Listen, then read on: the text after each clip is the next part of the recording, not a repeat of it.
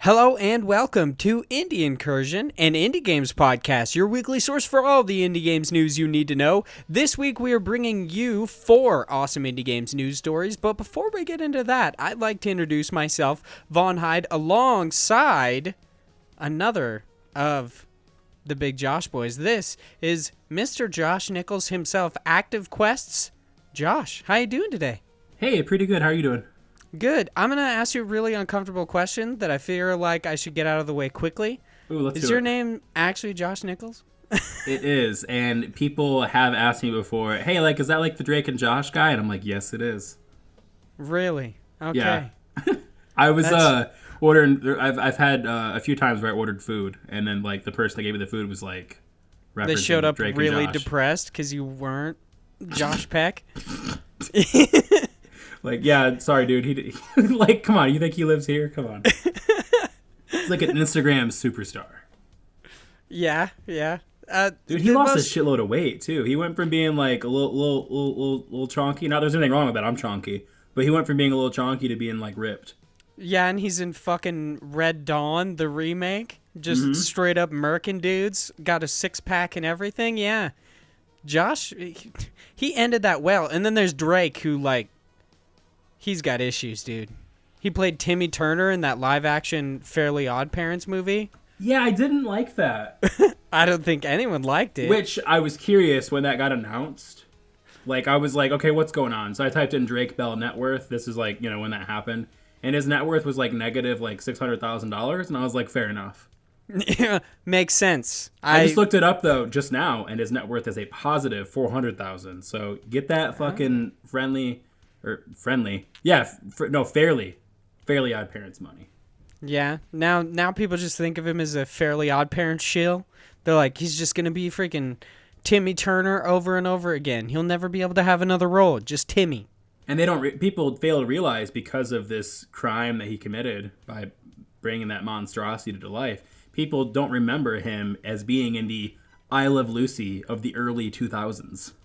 Drake and Josh. That's a great way to put it. You know what's super weird? Normally we would start off talking about just like something really uncomfortable and weird, but you and I just talked about Papa John's for like 30 minutes before this podcast started. We really did too. So I don't think that's necessary, even though it would be interesting for the people listening. But just know, yeah, we talked about Papa John's for a solid 30 minutes and how he definitely sweats like Parmesan sauce now, like the garlic sauce. He's got some issues. Let's just hop into what games we're playing. I'm going to let you go first because the games I've been playing, I have barely played any of them because I've been stuck, just really, really stuck in a loop of playing live as a service games and MMOs. So I've been playing The Division 2 and fucking World of Warcraft and barely played Anodyne and Anodyne 2. Really wish I would have played more. So what have you been playing this week, Josh?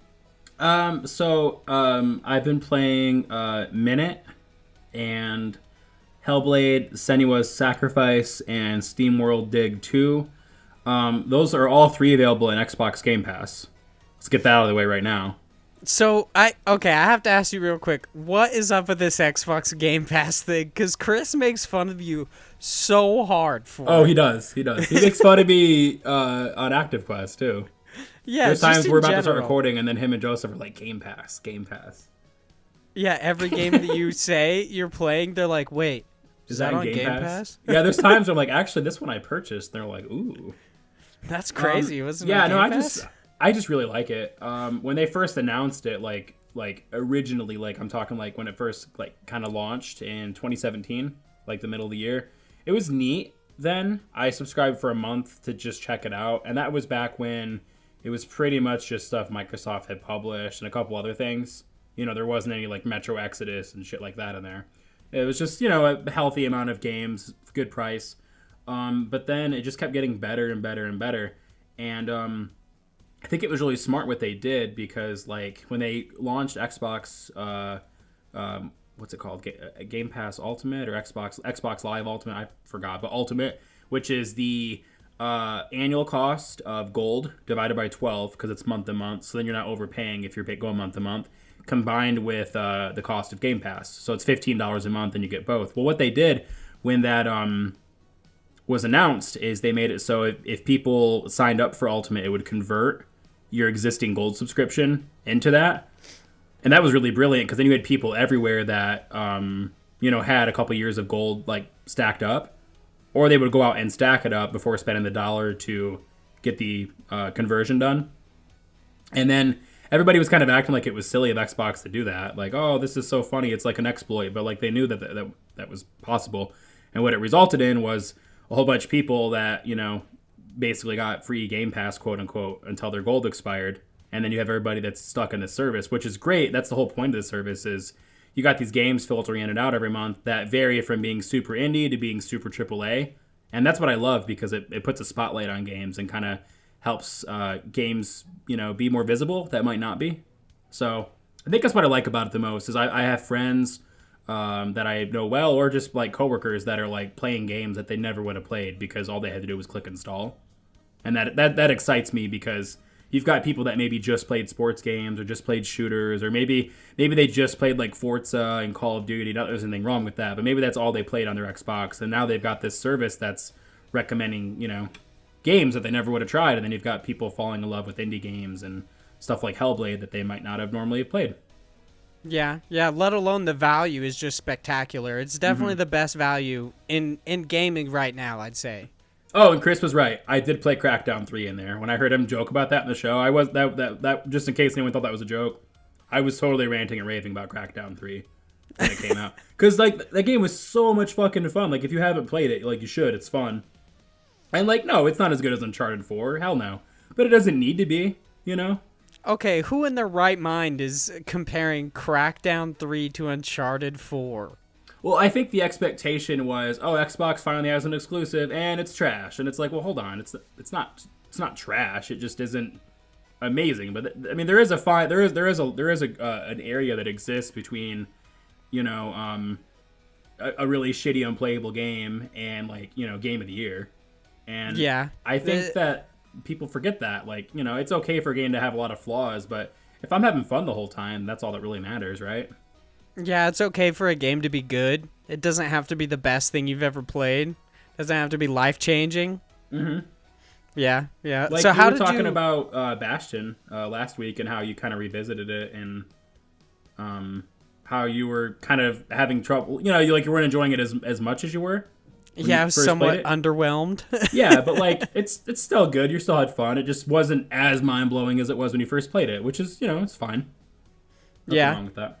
Not everything has to be a 10 out of 10. Yeah, so I mean, I probably put like 20 hours into Crackdown 3, and I literally installed it and played it just to check it out. Like, I wasn't under any obligation to keep playing it, but I was like, this is fun, and I spent like the next week playing it a couple hours every day, and I don't know. It was just a really fun game, and it's nice to have games that aren't like, massive giant RPGs or little tiny indies. Like, there is this little space in the middle, and, there's some fun stuff in there to play. Speaking about indies, how did you like playing Minit, Hellblade, and SteamWorld Dig 2? So, Minit, I did not know if I'd enjoy it because the premise sounded kind of like I might get stressed out because basically you've got a minute to do stuff until you, like, die and reset. Which I thought, well, I mean, I thought I had to be, like, rushing the entire time. But I don't know, I probably played it for like a half hour so far, which is plenty of time, of course, to like learn how the loop works. So your area that you reset and die to can be moved as you discover new locations. Like my current location's like a camper that I found or something. When I walked in there, it was like, you can respawn here now or whatever. It's like your new base. I forgot how they phrased it, but that's basically what it was. And then, so basically what it does, if anything, it's actually smart because it limits you into exploring areas that are, a minute away. I mean, a little bit less because you have to get there and then do the thing that you're there to do. So really, probably like 30 seconds away. And so it kind of makes it so you get to explore without going too far, which in turn makes it so you like know where you have to go next or what you can do next because you can't go farther than you're really supposed to. So it's like there's a couple of things that you can do. You know, you might get a key or you might get something that allows you to push boxes. And then you're like, oh, I saw this other area over here where I couldn't progress any farther because, you know, I couldn't move these boxes out of the way. Well, then you went the other direction and found a thing that made it so you can move the boxes.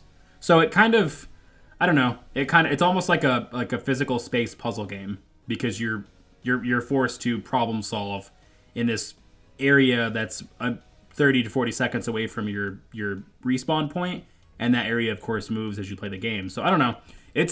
I didn't know if I'd like the gameplay loop, but I definitely do. I, of course, was playing it on Xbox. I was playing it Game Pass, but it's on Switch and you know, PS4 and PC and stuff too. It'd probably be the most fun to play on Switch because of that gameplay loop being kind of small.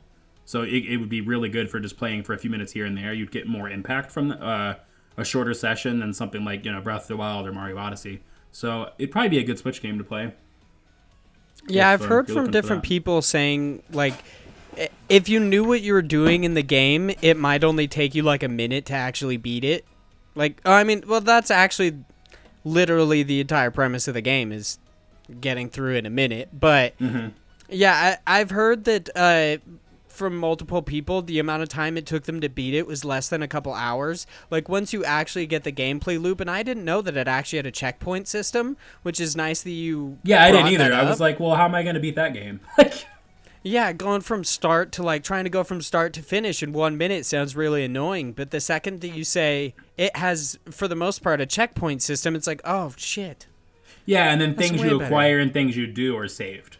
So really, it kind of behaves like a roguelike. Is that the right word? Not roguelite. Roguelite? I do not know the difference between the two. I don't know.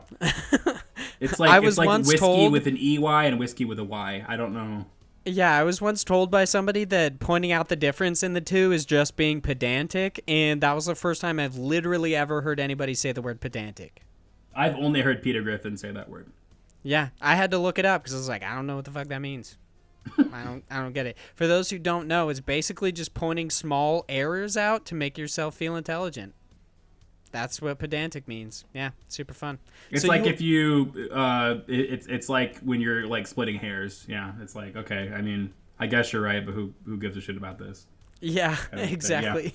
Yeah. So yeah, it's fun. I don't think it was marketed very well. I mean, I don't want to say it wasn't marketed good at all, but I mean, like, I would have enjoyed this, but I didn't know that I would have enjoyed it, you know? Also let alone that, like, everybody who played it, I've heard multiple people, probably upwards of like 5 people, talk about this now, and you're the only one I've actually heard say there's any sort of checkpoint system. Oh, one more thing too that I want to tell you.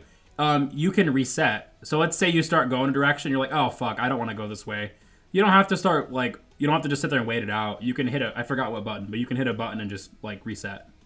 Oh, that's You'll nice. reset back to like your spawn point, but if you make a mistake and you know, you don't have to just kill yourself, you can just respawn. So that's cool. So yeah, I would recommend it. I think you should get it on Switch probably because it'd be the most fun on there. But I mean, it'll be fun in longer bursts too. Oh, and the colors, it's really cool because it's like it's darker. Like, I don't know, I really dig the graphic style and the music. Yeah, isn't it all black and white? Yeah, I mean, so far I haven't seen anything that I would assume, unless anything changes like later in the game, everything I've seen is just like black and white, and I don't know, it's got a cool contrast level where like some areas look almost reminds me of like a Game Boy, like an original Game Boy game, but like obviously like, you know, there's more going on here than a Game Boy would be able to do. But I mean, kind of like Shovel Knight is to like NES games, like that's how we remember them looking.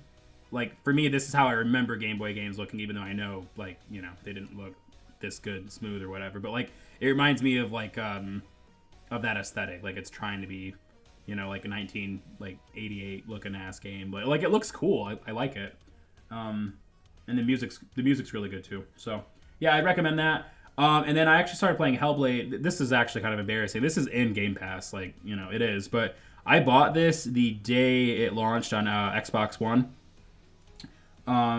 I had a PS4 when it came out, but I just, I had too much to play at the time, but I remember thinking, oh, that looks cool. And then when it got ported to Xbox, I bought it that day just because I really wanted to show, like, hey, there is interest for, you know, like, Japanese-developed games and like, more obscure games. Because it feels like PlayStation mostly gets, like, the, you know, The really JRPGs. Yeah, like really anything that doesn't feel like it's like grounded in like a Western RP. I don't know. It just feels like Sony gets all like the weird and quirky shit, which I like. That's great. That's awesome. Like that's one of Sony's strengths.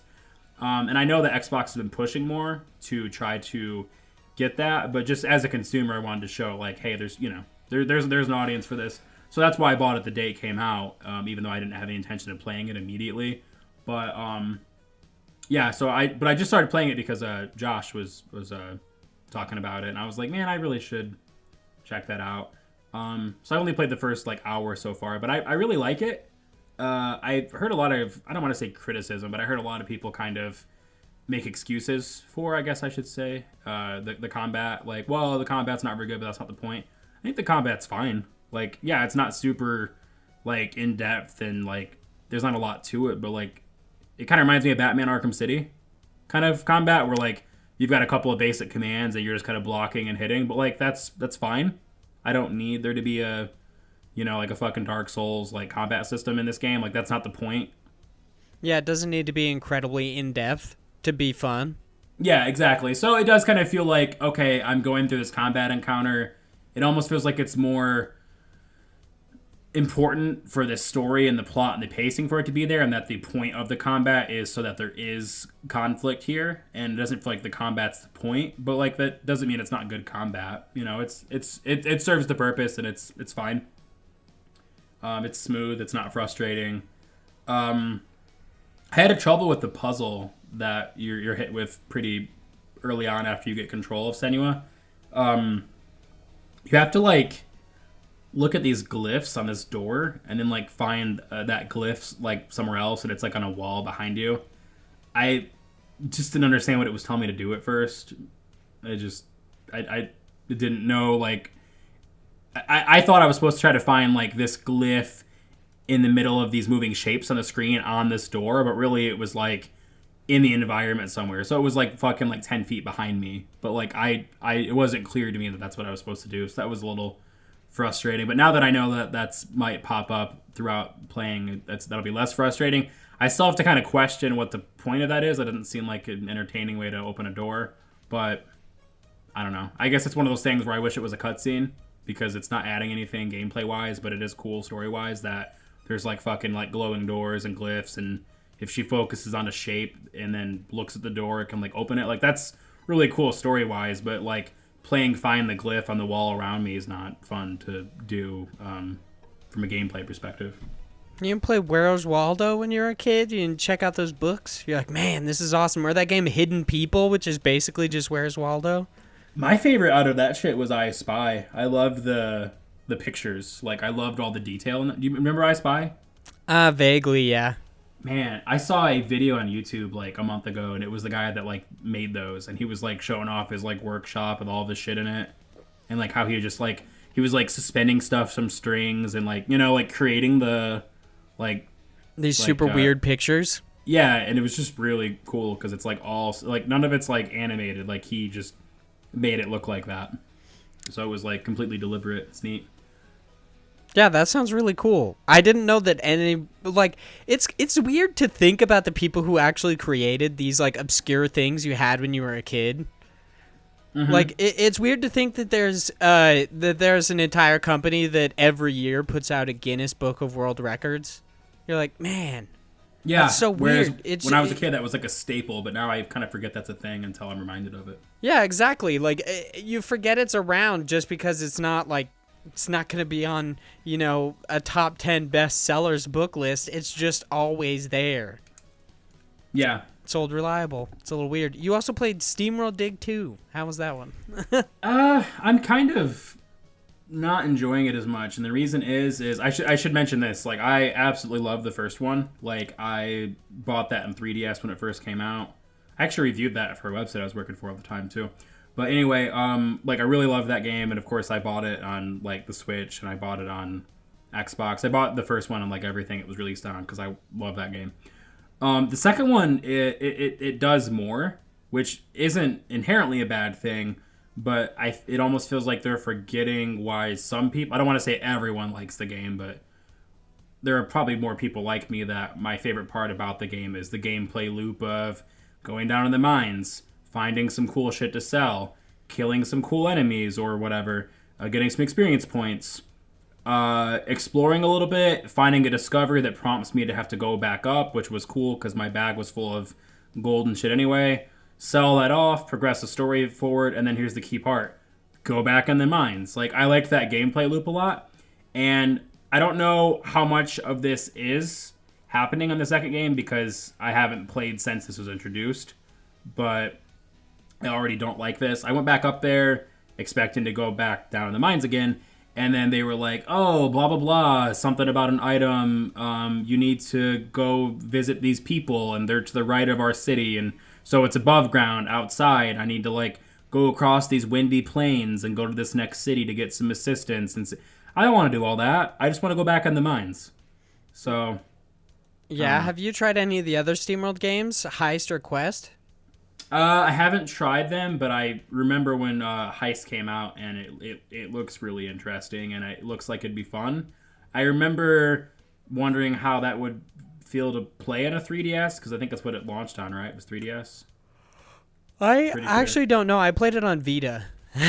Okay, yeah, it'd be a lot more fun to play in the Vita. I didn't have a Vita because I've almost bought one 7 times, and then I have to add the memory card to my cart, and then I give up because I'm like, I'm not paying that much for memory card. Yeah, Sony really boned themselves on that proprietary memory card. Like, I imagine many more people would have bought the Vita if they didn't. I sold my Vita, and I've been wanting to buy one again, but knowing that I would either have to pay that much for a memory card or have to find one with a memory card, it's just too much. I'm like, nah, I'll just let the game sit on my shelf.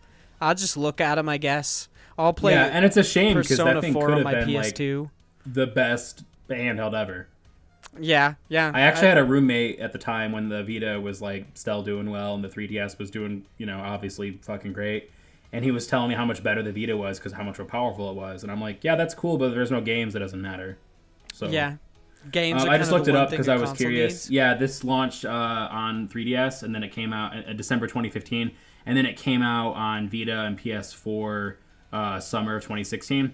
So, yeah, I want to play it, but when it launched, I was excited, but then I was like, I don't know how that would feel on 3DS. I don't like to play too many non-Nintendo games on 3DS just because it feels like Nintendo knows how to make a game not look like shit and not play like shit on the 3DS. And then occasionally everybody else thinks that they can do that too, and then like sometimes they can't. I don't know if I've really played that many games on 3DS. I played Puzzles and Dragons on 3DS, which is originally a mobile game.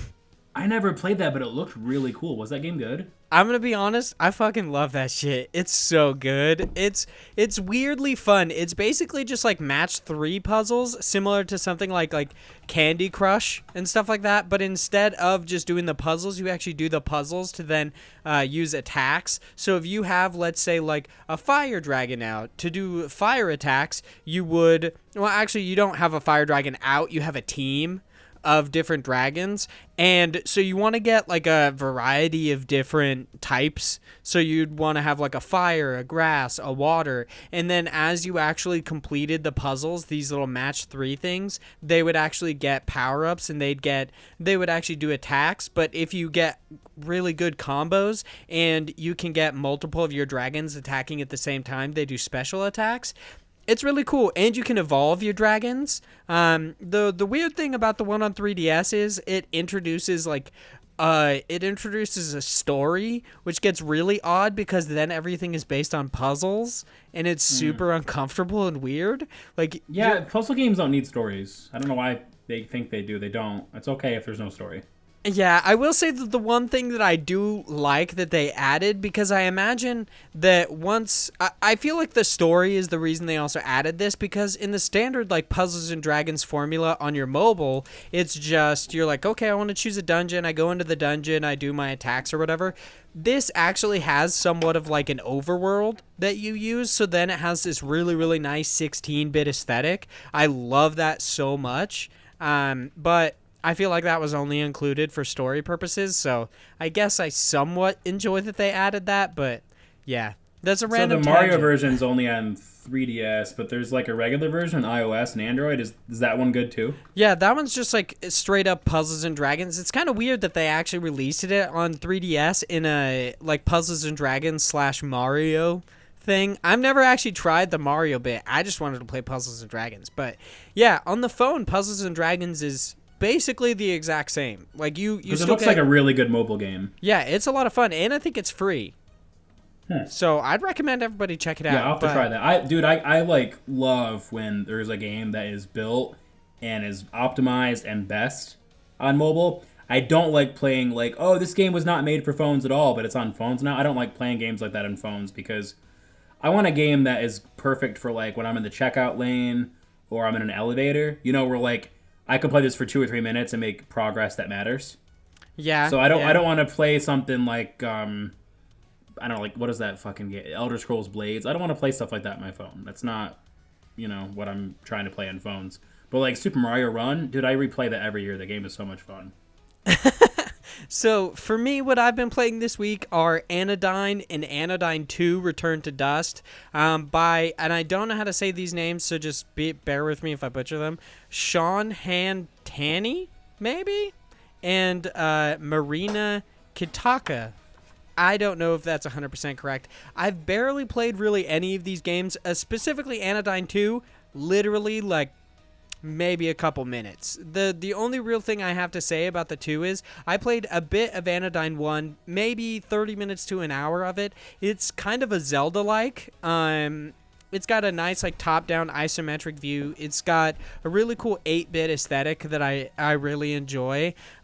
Each one of them, I haven't gotten far enough in the first one to actually get to its like introspection and philosophy, because apparently they both get really deep. But literally right off the bat in Anodyne 2, it gets really wordy and intellectual in a weird way. And I'm kind of into it. Something that is nice about them is they're basically both of these games are just love letters to older games. So Anodyne is obviously a Zelda-like I said, but Anodyne 2 mixes between like a 16-bit Game Boy Advance aesthetic, similar to like Pokemon Ruby, like that generation of Pokemon, and it goes to like this polygonal kind of PS1 aesthetic as well that also reminds me of kind of Star Fox at times. It's really odd. I enjoy I dig these them. graphics. I pulled it up while you were talking, and it reminds me of like the early like Soul Reaver, and like those kinds of early 3D games that like still look kind of jagged. I like that there's like nostalgia for that kind of like feeling now, because I really like how that stuff looks. Like, just because we can make things look realistic doesn't mean that's what I want all the time and everything. So when I play something that looks like this, it's exciting, it's different, and it can also serve alternate purposes too, because it can look, if they want it to, it can look like unnerving or evoke different emotions that are easier to hit when the graphics look kind of like uncanny or like off, Yeah. I can't say that I'd recommend either of these games right now just because I haven't played enough. But if you do have the money, I would recommend possibly checking them out. Like, just go to the Steam page and look at them to see if they're your cup of tea. Because they do actually, I bought them for $15, both of them. I believe it was because of the Steam Lunar Sale, but they also just kind of have a bundle between the two of them that's cheaper than buying them each individually. So I'd check them out. We've actually talked about Anodyne 2 Return to Dust on the podcast before, because Josh and I both just randomly came across it and thought it was really interesting.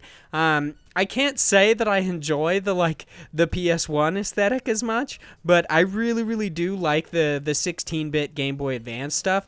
Plus, I think it's really cool that these it's really cool and interesting that these games kind of go into, I don't know, like I said, how they get really philosophical. I think it's really odd but really interesting at the same time. Mm-hmm. I don't know what else I'm going to say about them, but like I said, I didn't get to play too much because I got way too into World of Warcraft. So don't hate me, or do, whatever. I gotta ask too, because I just saw a picture of the 16-bit graphics and it looks really cool. It reminds me of like Golden Sun and shit. I have to ask, what dictates or prompts a change in console graphic styles? Like, is it random, or is it like, oh, you're in the overworld, so now it's a PS1 game. Oh, now you're in here, so it's like what prompts that change? As far as I've seen, I haven't got to the point yet where I can switch between them freely. Like I said, I've only played a couple actual like. Wait, you can do that?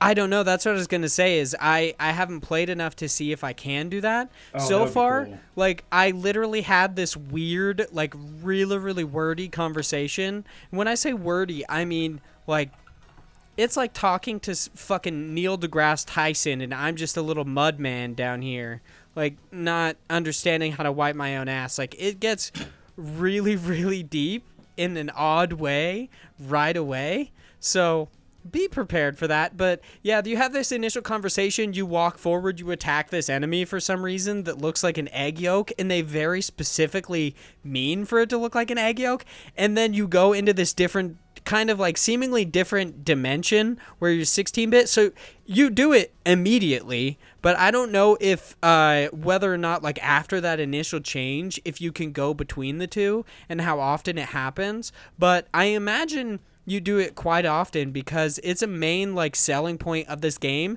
that you go between the two. So sadly I can't answer your question because I haven't played enough of it, but I can tell you that this looks great. Really I was quickly. scrolling through the Steam page, and this looks great. It says one of the snippets from Vice's review that they've got on the Steam page says, let's see, a little bit like a super indie, and then it says parenthesis, 2 people made it, and parenthesis, Breath of the Wild. So like, that's interesting because yeah, we moved into these gigantic ass, RPGs, but like they're all like 3D and like, pushing graphics or pushing graphical styles in Zelda's case, and like it's cool to be like, hey, let's revisit that kind of gameplay mechanic, but let's make it look different, and that's neat.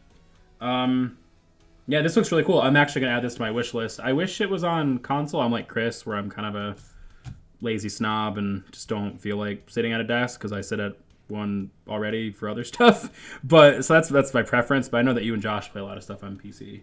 I would typically normally only play on console, but because of this podcast, so many new indie games come out on PC that it's kind of just I have to at this point. Like, and I kind of want to transfer to PC just because of that fact. Like, so many indie games come to PC and either never come to consoles or take years to. Like, Hollow Knight didn't release on a console for more than a year. So, and even then, I think that the reason it happened, quote unquote, so quick is because they were like, oh shit, everybody wants this on Switch, let's do it. Yeah. It probably would have taken a little bit longer if the Switch didn't have the, like, I hate to use this word, but port bagging going on. I'm sure that probably, prompted them to do it faster. I really like how you also can get them usually a lot earlier and then also like a lot less money too. Like, what is it? Kentucky Route Zero that just came out on Xbox, PlayStation, Switch like yesterday when the final episode came out. Whereas that's been on PC, the whole time as they've been working on it, which I really want to play that game. It looks really 5 years cool. Or something. Yeah. Have you guys played that? I really want to play that. No, I haven't. We actually talked about that one, like the TV edition coming to consoles and it releasing its last episode, I believe last week on the podcast. I don't think either Josh or I have played it, but it does seem really interesting. I saw its art style and it looks odd, but kind of like has this minimalist art style, but really like a really nice color palette. So I want to check it out. I just haven't done it yet. For me, it looks like if VVV, I love that game.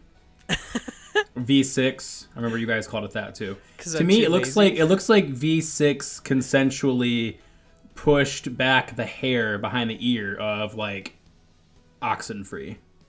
Yeah. And then Oxenfree reciprocated the feelings and then embraced VVV in a hug. Wow, what an interesting way to say that. But yeah, I want to play that game too. Maybe we could all try to play that around the same time and like talk about it because that game looks. I hadn't even heard of it. Like, I'm not gonna say and act like I knew what it was. I hadn't heard of it until like everybody was like, "Oh man, this episode's finally coming out. The game's finished." I was like, "What game?" And then I was reading about it, and then I quickly realized, "Oh, don't read about this game. This is a game I'm gonna want to play." Even though it's like hard to resist because everyone's, it's kind of like in the cultural zeitgeist. Like everybody's talking about it.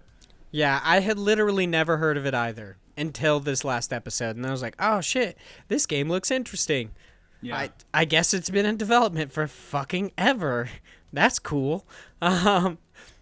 But speaking about games in development, it's time for us to get into our news stories. Our first news story is over on IGN. It's written by Matt Kim, and it is Soma and Amnesia devs create an ARG to tease new game. I'm going to be honest, the first time I read this headline, and many times after that, I thought they put ARPG. So I thought it was an action role-playing game. It's not. Just to let you know, it's not. Frictional Games, the developers behind terrifying games like Soma and Amnesia: The Dark Descent, is teasing its next game, and now the studio kicked off an ARG to begin creeping players out before an official game reveal. An ARG, or alternate reality game, can be considered a treasure hunt or of sorts, where internet detectives can follow clues that might lead to some kind of bigger reveal or secret. Fans have already discovered 2 mysterious YouTube videos that may reveal some things about Frictional Games' next project. So, I don't want to read too much of this just because I don't want to ruin this for a lot of people if they wanted to follow it and kind of check it out. But it is quite interesting. I'm a big fan of when like developers or just creative types in general to tease their stuff do this weird shit like these ARGs, or like when Shadow of the Colossus initially came out, they had a website that depicted like this fake archaeologist finding the remains of these colossi. I've always found that so interesting, and I think it's cool that like a developer is still doing stuff like that. Later down in the article, they actually talk about how this developer had previously done this exact same thing to tease Soma, which I haven't played Soma because I'm going to admit, when you were talking earlier about the Evil Within and everything, I think that might have been... No, that was right when we started the podcast. I don't play horror games. I'm a little bitch. I'm not in it to get scared. I'm just in it to have fun. So, how do you feel about this? Have you ever like actually participated in ARG or anything like that? I haven't, but I like to watch them because I like to watch them unfold and happen, and I like to see people try to figure this stuff out. I'm just not good at figuring it out, or I like worry and like, oh, what if I'm like off? I don't know. I just like to watch everybody else do all the heavy lifting, and I just get to enjoy it. Yeah, you get to see the little puzzle pieces fall into place.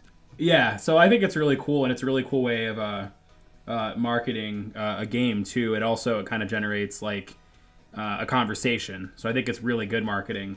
I really like horror games, but I totally understand getting scared. Like, I've tried to play Resident Evil 7 like so many fucking times, and in VR and outside VR, and like, oh my fucking gosh, that game is just so... It's really cool that we have technology that lets us create like really good first person horror, because I think that's like the future of horror games. Like, I love third person for horror too. It works really well because it can kind of show the character and the environment side by side, which I think seeing them react to it helps, because then it's like, this is how this is making this person feel, and you're not always going to see that in first person. So I think that there's probably a good hybrid between the two. But I like that first person's possible because it's just really, really immersive. I've tried playing Soma because I bought that on sale one time, and I'm going to try it again sometime, but fuck, that game was really intense. Yeah, it's the Really only scary. Let's Play I've actually watched, because at the time I was living with some friends, like kind of couch surfing, and one of the guys was super into Markiplier, so he watched him play Soma, and I was like, this shit's scaring the crap out of me. I don't know if I could watch this. He's a fun Let's Player to watch too. I've heard that he doesn't actually enjoy to play games outside of doing YouTube videos, though. Which I thought was so interesting. I'm not going to hold that against him in any way. Like, hey, you make good content. But I just found that so odd. But I guess, like, that's something to worry about. He likes the social aspect of it the most, maybe? Yeah, I don't know. I just found that so odd. But, yeah, have you tried, like, Amnesia? Because you said you haven't done Soma, but I've watched Let's Plays of Amnesia because I know I can't play that game. It's just too much. It's so intense. But I love it. It's interesting. I love horror stuff. You know, like, I love horror movies and TV shows and stuff. I love the games, too. There's some games where I'm like, no, that's going to be a Let's Play. Like, I just can't. That's interesting. It's probably going to be Resident Evil 7, honestly, like, probably. Because I haven't, like, committed to that fully yet. Like, right now I still have it in the back of my mind. Like, I'm going to try it again. But honestly, I watched Markiplier actually play the first few hours of Resident Evil 7, like, I don't know, maybe a year ago.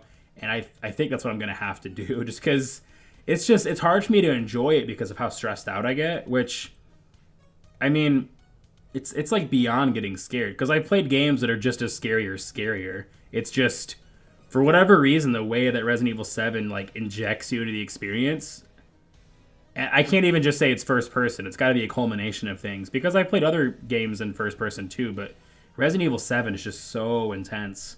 Did you play Resident Evil 2, like the remake of it?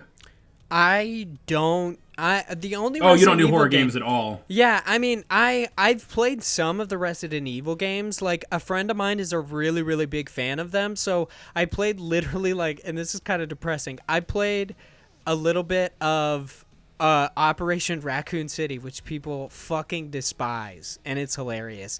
But other than that, I've played, I would say, a decent amount of Resident Evil 4, but can't really remember it because I played it when I was a kid and apparently brave enough to do so. But that's actually, I never actually thought about just going in and watching people play these horror games. Like, of course, might be a good way for you to enjoy it, because the setting and characters and all that stuff's still going to be interesting to you, but it's hard for you to press on. Yeah, I don't have to worry about getting the shit scared out of me like 5 seconds later in a jump scare or something like that. And you have the benefit of being able to hide under a blanket and pause the video. Yeah, that's great. Yeah, you should. I think you just changed my life. That could be a Vaughn LWLP YouTube channel. It's let's watch Let's Plays. Yeah, and it's you watching people play games that are scary. I would watch that. Specifically that are scary. Speaking of horrifying things, our next news story is over on GameSpot. It is Plague Inc. sales rise after coronavirus outbreak, but the creator has a warning. UK studio, and I don't know how to say this, just letting you guys know. Ndemic Creations. Maybe. I don't know. It's capital Ndemic. That's probably right. Yeah, maybe. Has seen sales of Plague Inc. skyrocket, particularly in China, as players are using the real-time strategy game to gain a better understanding of how diseases spread.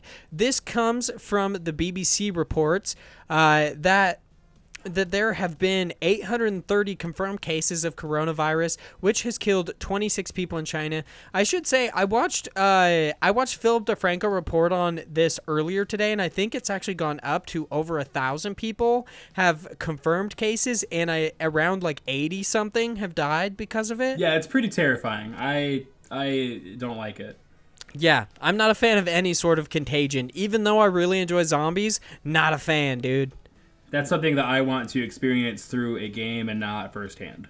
Yeah. The article goes on to say the 8-year-old game tasks you with creating and evolving a deadly pathogen that can wipe out humanity before the scientific community are able to devise a cure.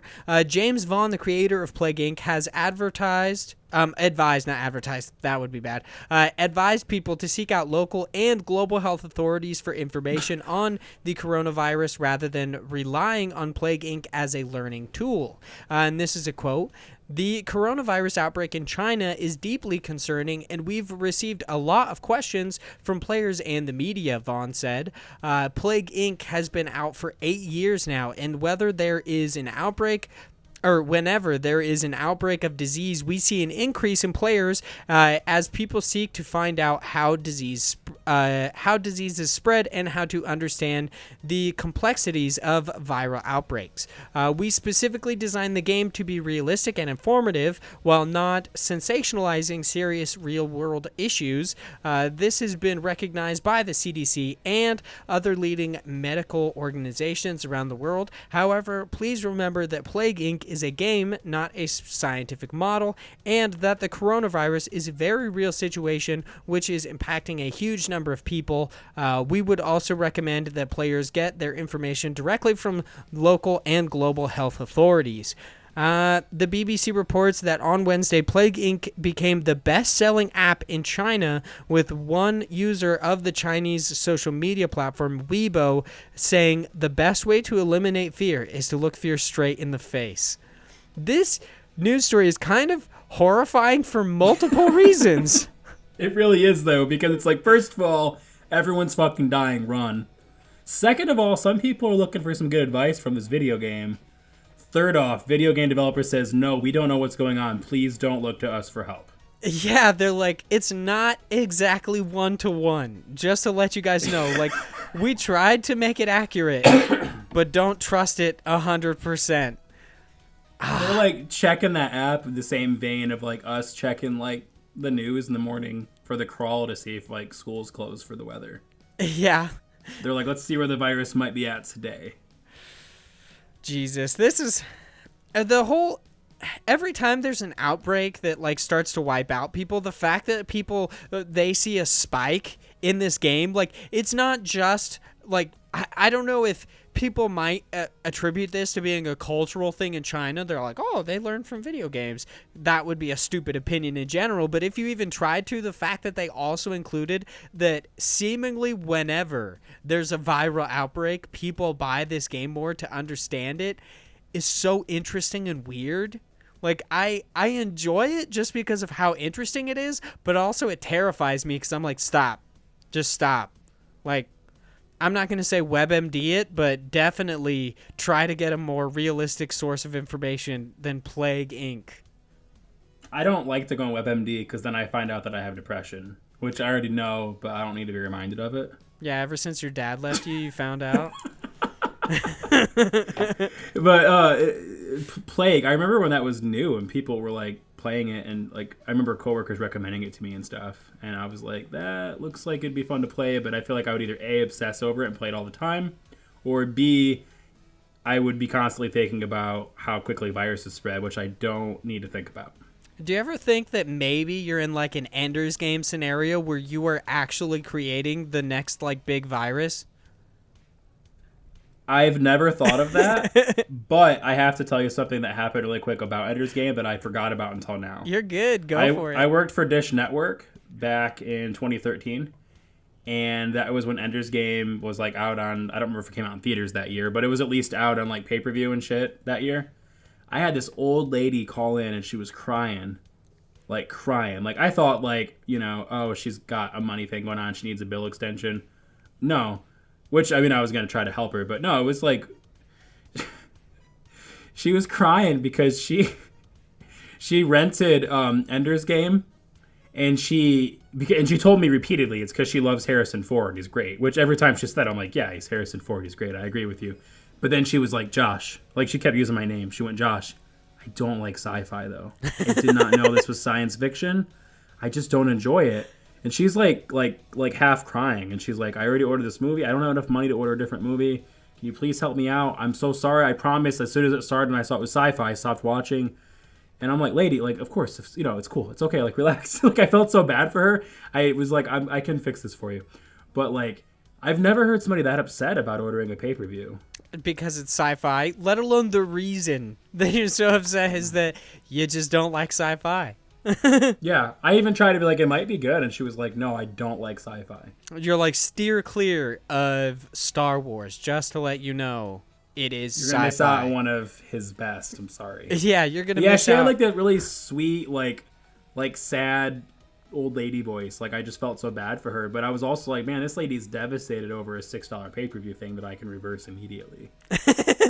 You know, like, it's gonna be okay. Like, you know, it's fine. I mean, the most depressing part about that is that Ender's Game is actually a good movie. So, she missed out, dude. I enjoyed it, yeah. You know what? What if that was what tipped it for her? And then she was like, fuck yeah, sci-fi is great. Yeah, it's also weird to think that the kid who played Ender then went on to play freaking Otis in Sex Education. He's like sitting there masturbating all the time and like teaching people how to blow each other. He's like, nah, dude, I just wiped out an alien race like 10 years ago. It was awesome. I haven't seen that yet, but the bathtub wonder himself, Joseph Yaden, was talking about how funny that show is. So I need to check it out. It's fantastic. If you have Netflix, you need to watch it. I'm going to tell you right now. I love that show. I love Netflix, and I get very angry whenever anybody says there's nothing to watch on there. I'm like, what the fuck are you talking about? There's so much stuff on there. I will say, though, there's something to be said about Netflix's... okay, so Netflix has they have polars. They either make really, really good original content or fucking atrocious. And See, and there's a reason why. I'm actually excited because I know why. Oh, okay. I read an article about this. It's because they don't have to make middle of the road content because they're not a channel. So like the stuff that's on CBS and Fox and all that, they're generally going to make stuff that no one hates, everyone's at least kind of into, or more. Maybe they really like it. But Netflix is making very, very specific content for a very, very specific audience. So really, that's why you either love it or hate it, because they're not making anything that like, oh, Vaughn will kind of like this, but he'll kind of hate it. They're making a Vaughn TV show, but then they're also making a Big Josh Boy TV show, and maybe you don't like the Big Josh Boy TV show. I guess the joke's on me because I end up watching these shitty TV shows anyway, like. Freaking, what is it? I recently started watching October Faction, and I was like, this isn't good. But I'm watching it, dude. But then it was like next episode, and you were like, let's do it. Yeah, I'm like, this has like 8-hour-long episodes. Dude, that's 8 hours of my life. I watched Haters Back Off. Can't say I've watched it. No. It's not good, but that's why it's good. Like, it's so cringy. You know the Office like dinner party episode? Like that's just like the whole show is just like that. I like how that's your level of cringe, but then there's like Scott's Tots, which is it's literally not that bad. I want to bury Tots. myself alive. How uncomfortable that makes me. Yeah, we usually skip that on rewatch just because it's too much. So do I. Or we'll watch it up until Stanley pulls out the newspaper clipping and just starts laughing his ass off. And then we're like, that's the ending of that episode. Stanley being like, fucking finally. He saved the clipping. He knew Michael was going to get his ass like burnt, roasted, and handed to him. And he was waiting. That show's so good. I love it so much. Yeah, I do too. We should start an Office podcast where we just talk about The Office. I wish, I'm crossing my fingers that Kinda Funny comes to their senses and does The Office in review. Because that shit will be great. It would. Oh, have you heard the podcast that Jenna Fisher's been doing? No, it's isn't that so like good. they do a rewatch and it's the girl who plays Pam and the girl who plays Angela? Yeah, it's Jenna Fisher and Angela Kinsley. Yeah, they're Pam and Angela. Yeah, and like it's like you're getting the benefits of a rewatch, which is already like interesting to kind of experience the show again. And then of course on top of that they were in it. But then here's where it gets even better. They also will be like, hey, we can tell you how this happened. Or, you know what? We've actually got the prop manager that we're going to call, and he's going to tell you guys how we made this. And, like, it's just, you get, like, behind-the-scenes shit, too. Crap. I got to listen to that. Yeah. What's it called? It's called Office Ladies. It's super good. Damn. That sounds amazing. I definitely have to listen to it. It's also the weirdest thing ever. And after I say this, we'll get back to the news stories. But it's the weirdest things ever that Angela and Pam... These, like, two people who, for most of the show, hate each other and then eventually become friends, spoiler alert, I guess, are actually best friends in real life. It makes my skin crawl how weird that is. It is. And, like, you'll learn this, like as soon as the show starts. But, like, they were, like, inseparable, like, best friends while shooting. Like, to the point where, like, there'd be times where, like, everyone's waiting to start and they're talking, like those kids in class, you're just like, dude, just shut the fuck up, you're gonna get us all in and trouble. then they gotta start shooting and they gotta like Pam's gotta be called a whore by Angela because Angela hates her. So speaking of hating things, our next news story is over on GameSpot. It's written by Jeremy Winslow. That's a joke, by the way. I feel like I need to like kind of back off the Stardew Valley hate, because people might actually think I hate this game because its pickaxe animations are weird. I just don't like that. I'm not going to play the game because of that, but I think it's a good game. Wait, what don't you like about it? I don't... Okay, you've never heard this before? I must have missed this where you talked about this. I refuse to play Stardew Valley, even though I know it's a great game, because the pickaxe animations are weird. Just like choppy, like clippy, like I hate that they do it like... Their arm moves at a weird angle before the pickaxe moves. Like it's just a weird animation. Okay, it's I could dig that. That's why I can't play Terraria because the animations for Terraria just freak me out. Terraria is the fucking worst. I also can't play that game either because it legitimately makes me feel uncomfortable. That's why I like what is it? I want to say Starbound, but I think it's Skybound. No, it's Starbound. Skybound is the like it's like Robert Kirkman's company. Yeah, his publishing company. Yeah. Yeah, freaking Starbound. I love that game so much because it has good animations. That's like it's like, hey, you wanted to play Terraria, but this one is sci-fi and has good animations, and I'm like, shit, Terraria, you fucking oh my got god, me. like, you know when you were like on the playground, you'd like swing a jump rope around like with one hand? Yeah. That's what every animation is in that fucking game. They're Yeah. just like twirling it, and I'm like, this is fucking stupid. Exactly. And everyone's like, you don't understand, it's this little indie game. I'm like, no, there's no reason for it to look like this. Yeah, I definitely goof on weird animations a lot, but it legitimately bothers me. I don't know why. Like, small stuff like that can either make or break a game for me. Like, there will be games that I like for the dumbest reasons. Like, the reason I legitimately like the Momodora series, or specifically Reverie Under the Moonlight, is that when you get items, she does like a magical girl pose, and I think that's so fucking cute that I love that game. That's it. I don't But have to play meanwhile, anymore. you're like, pickaxe animation, bad, will not play the Yeah. definitive version of Harvest Moon. Yeah, I won't. I'm not going to play that shit. I don't care. You should like try to find a mod. I'm sure there's someone out there that hates it as much as you do, so they've like made a mod that makes the animations look better. Yeah, I'm about to find my people on the internet that just despise bad animations. And they just fix it. This news article, once again written by Jeremy Winslow over on GameSpot. It is the indie smash hit Stardew Valley has sold over 10 million copies to date, according to the game's developer ConcernedApe.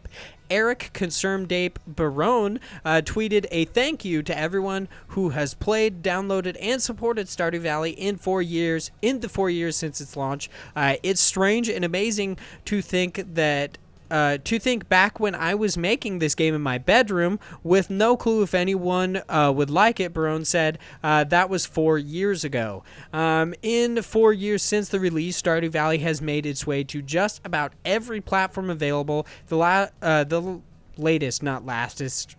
What is happening right now? Dude, words are tough sometimes. Seriously. I like on my way home from work, I was like, maybe I'm dyslexic. Maybe that's the thing. And then I thought about it and I was like, nah, I'm just stupid. The latest port of the game launched on iOS in October 2018 and Android in March 2019. And I'm not going to read about the reviews. That's unnecessary. The biggest thing that throws me off is I've played that game on Xbox, PC, Switch. I own it in PS4, but I haven't played it on there. I can't imagine playing that game on a tablet or a phone. I just can't, I just don't see how people are. I mean, like, more power to you. I'm glad that people are able to enjoy it. They don't have a traditional game system. I don't know how that would work comfortably, without buttons. Like, that game just needs buttons for me. Like how the user interface works? Yeah. I think the best way to play that would honestly be either Switch or PC, because it's going to feel the best on PC. But, like, it's worth it feeling a little bit, quote-unquote, worse on the Switch, because at least it's portable. But at least with a controller, I don't know. I just can't. Like, I want my mother-in-law to play this game because I think she'd really dig it. But like, I'm like, how would that play on an iPad? Would it play like, I don't know. But have you heard the soundtrack at least? Because I feel like you dig the soundtrack.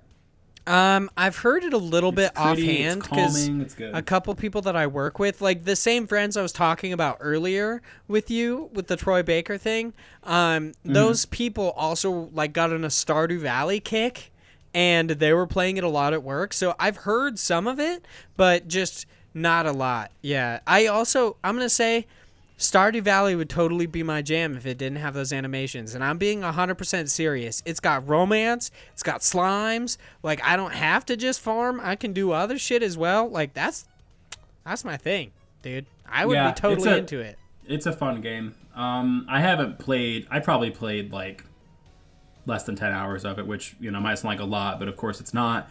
But my wife's played, like, a lot of it. Like, I've seen her play that on the TV and on the computer and on her Switch, and it's fun to watch too, so that might be your solution. Get your fiance into it, and then you can watch her play. And then when she goes to use the pickaxe, you can curse loudly and stomp out of the room. Yeah, that's the exact same way. I actually have kind of like actually seen Animal Crossing at all. Like I bought my fiance. I bought her a 2DS and I bought her Animal Crossing New Leaf so that she could play it. And she played it for a while, and I kind of enjoyed watching it, but I'm going to be honest, not an Animal Crossing fan. Oh, wait. I think I'm remembering correctly. She didn't like it because of the time, right? Yeah, I was about to say that. It pissed her off that when she wanted to play, all the shops were closed. And I was like, just change your in-game clock, and she refused to. Yeah, I was actually laughing at work because Josh went, she could change her clock, and you went, she doesn't want to, that's cheating. And Josh was like, well, I guess she doesn't get to play it then. And you're like, she's not. It was just really funny hearing you guys go through that issue together and be like, well, okay, case closed, I guess she can't play it. Yeah, she's just okay with it. I don't know if this will help, but after, I wish I could remember, but it's been so long since I played it, but there's an ordinance, you can do town ordinances with that game after a little while, like probably within 20-30 hours, which might sound like a while, but you get more power as you're the mayor, and you're able to do town ordinances, and 2 of the ordinances affect the shops and stuff. One of them is like an early bird one, where it'll make it so they open up earlier, and then one of them is where they're open up later. So that might potentially be a solution without her feeling like, quote unquote, like she's cheating and like playing it wrong. Yeah. But at the same time, if she's just not digging it, then I don't want to, encourage her to play a game she's not enjoying. But maybe the Switch version will be more tuned to criticisms, and I'm sure that's a criticism because like none of us have enough time, and this game's based around time. So maybe the Switch will have a more natural and agreeable way to kind of tackle that. Maybe she'll like that version. Yeah. Let's move on to our last news story for today. Before we hop into news, Cram, talk about a weird-ass game on Kickstarter. Like, seriously? I'm going to joke on this game so hard. I'm going to burn this dude. I'm sorry, but it's almost necessary at this point how egregious this Kickstarter is. And then we're going to talk about some awesome random news stories. This last news story...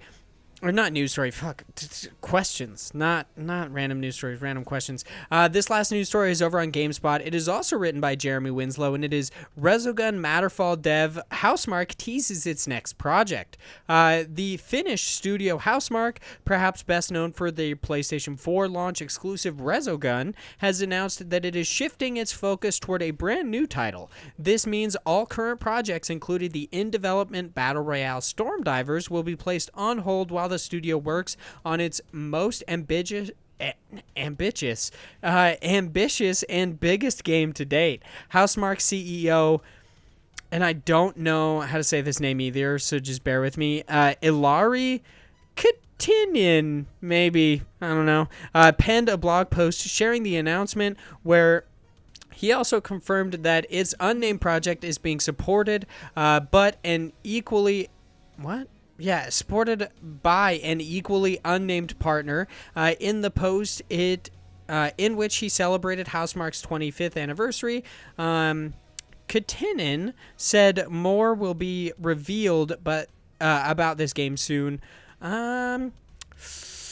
I don't know if I'll go into the quotes. Our team of almost 80 people is comprised of talented, smart, and hardworking individuals from all around the world, and it has been invigorating and inspiring to see how this game concept has turned into reality as more and more ideas have formed the basis of a truly incredible project. Kittinen said, eventually I want to we're going to do this live, and I'm going to put in a kind of a you're wrong section, and all of them, I swear to God, are going to be me pronouncing names wrong.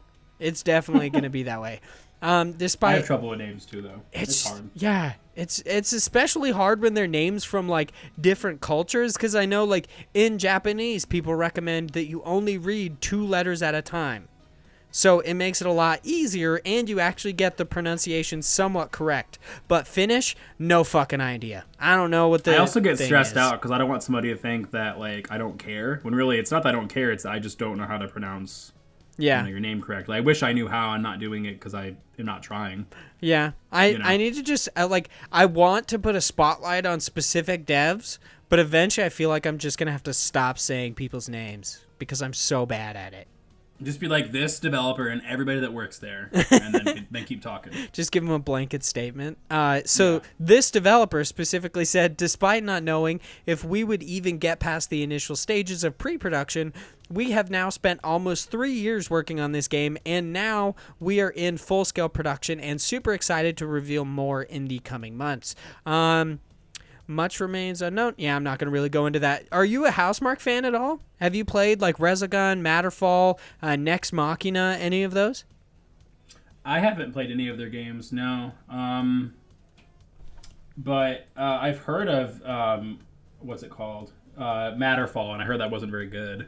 But that's the only one that I've really heard of.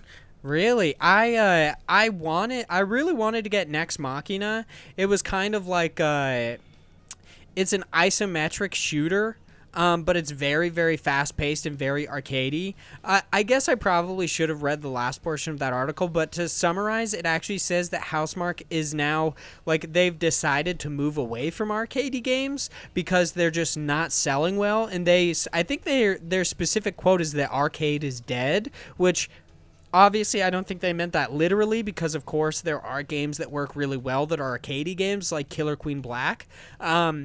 That game is so much fun. Yeah, we actually have kind of a quick news story about that a little bit later, which I think will make it even more fun. But, yeah, it makes me really wonder what this next game is going to be because they are known for making really, really arcadey games.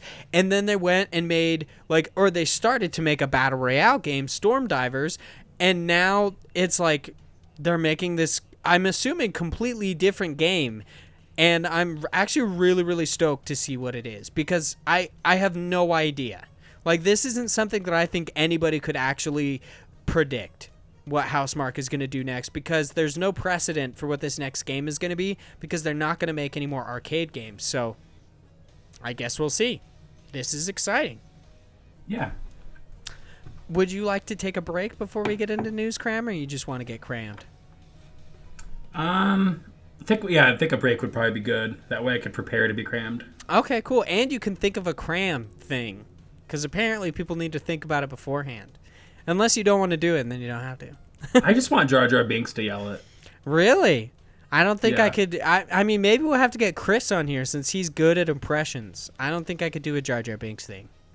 I like Chris's cowboy voice. He's very good at the cowboy voice. He sounds like a rugged American without insurance, even though he's a Canadian with insurance. With insurance. The interesting thing about his cowboy voice is he nails down certain things, but then he says words that no American cowboy would do because he's British. Yeah, he's like saying words that I've never even heard of, but he sounds really gruff and American. Yeah, he'd pop in it, and I'm just like, I don't know what that means. Like, we got some trouble here, isn't it, boys? And it's like, Chris, cowboys don't talk like that. You're like, you got me 90% there, but then tripped and fell down a cliff. Or he's like, hand over the spotted dick, no one gets hurt. And we're like, I'm sorry, what? And he's like, spotted dick, it's a kind of bread pudding. And we're like, Chris, we don't eat spotted dick over here. You're like, if anything, that sounds horrific. I don't know why. Yeah, and then he's like, oh, all right, well, then hand over the French fries. And we're like, okay, Chris, we got to talk about time periods and cooking. Okay, we're going to take a break, but when we come back, we're going to get crammed, talk about a horrendous game on Kickstarter, and some random questions. So, now that we're back, let's hop into news, Cram. Feel free to do your cram thing if you want. If you don't want to, you don't have to. Oh, I was hoping Josh was going to show up. I took my pants off because I've been wearing pants all day. Oh, okay. So I thought maybe he would show up and cram me full of news. Oh, no, sadly he will not. He is like across the state from where he normally, and that's not even the state. He's across the country from where he normally would be. Otherwise, that would be a great bit for him to pop up just to do the news cram thing. Just to cram so hard. Yeah, just to cram you full of all sorts of news. Yeah. News. All right, let's hop into News Cram. This is our weekly wrap-up segment where we, the hosts and guests of Indie Incursion and Indie Games Podcast, fuck, I hate that I write this in such a weird way, cram you full of all sorts of indie games news. This week, we actually have a couple indie games, or quick news stories for you. We have 4 to be exact. Before we hop into some new stuff, there are no new deals and quick steals this week. There was one that I was going to put in there, but I was like, actually, this is a more depressing story, so I'm just going to do it in quick news stories. So, our first quick news story comes by way of GameSpot, where it's reported that indie monster tamer Temtem is sitting at a comfy #1 spot on Steam with some hefty concurrent players. The actual article, I think, talks about how its concurrent players at its peak were like 33,000. That's crazy, especially for an indie monster tamer. Next, over on Polygon, it's reported that Blooper Team, the developers behind Observer and more recently Blair Witch, just teased a possible sequel to Observer in a short video titled Incoming Call. Next, as reported by Nintendo Life, developer Milk Bag Games has drastically reduced the price of their game Future Grind, a full 85% to be precise. This due to poor sales on the Nintendo Switch and other platforms. Nevertheless, the developer did say that the Nintendo Switch version of the game was by far the best-selling compared to other platforms. And lastly, also reported by Nintendo Life, indie adventure game To the Moon from developer Freeboard Games has been removed from the Nintendo Switch eShop in Europe specifically. Sadly, at the time of this recording, no further details or updates have been given. That really sucks, especially because I've heard that game is fantastic.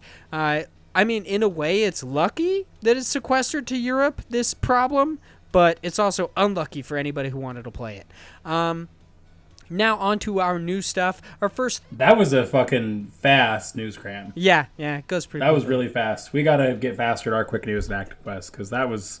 I was impressed how quickly you moved through all that. It also helps if I you want to just play write To the it. Moon so bad. You what? I want to play To the Moon so bad. It just looks so much fun. I've heard it's amazing. I have kind of I enjoy adventure games, but they remind me so much of Pajama Sam that I have a problem with them. It's also the same reason I haven't played through the entirety of Oxenfree or After Party yet. The only adventure games... Oh, dude, Oxenfree is so good. Yeah, I've played a bit of it. It's also because it's spooky. That's also a reason I haven't finished it. But the only adventure games I say I have played are, I played The Wolf Among Us, which I really, really loved. It actually got me into the Really Fables good game. comic series. So stoked for The Wolf Among Us, too. Did you play... what's it called? What Remains of Edith Finch? That's one of my favorites from that genre. No, I haven't played any of the Vanishing of Ethan Carter, What Remains of Edith Finch, Unfinished Swan. I haven't played any of those yet. I actually went to go listen to your guys' Quest Complete, which is on What Remains of Edith Finch, and then I realized halfway through that I was like, shit, I'm probably going to play this game. I should probably stop listening, but I continued to listen, so don't worry. You got that listen.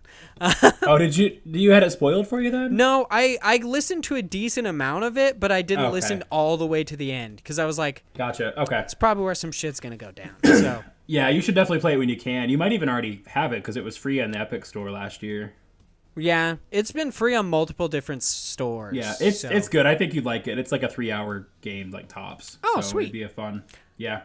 Now let's get into some new stuff. Our first 3 items in new stuff come by way of Nintendo Life, where it's reported that nightmare-inducing aquatic action-adventure game, and that's a lot of adjectives, by the way. I did that on purpose, especially because it's nightmare-inducing, because this game scares the shit out of me.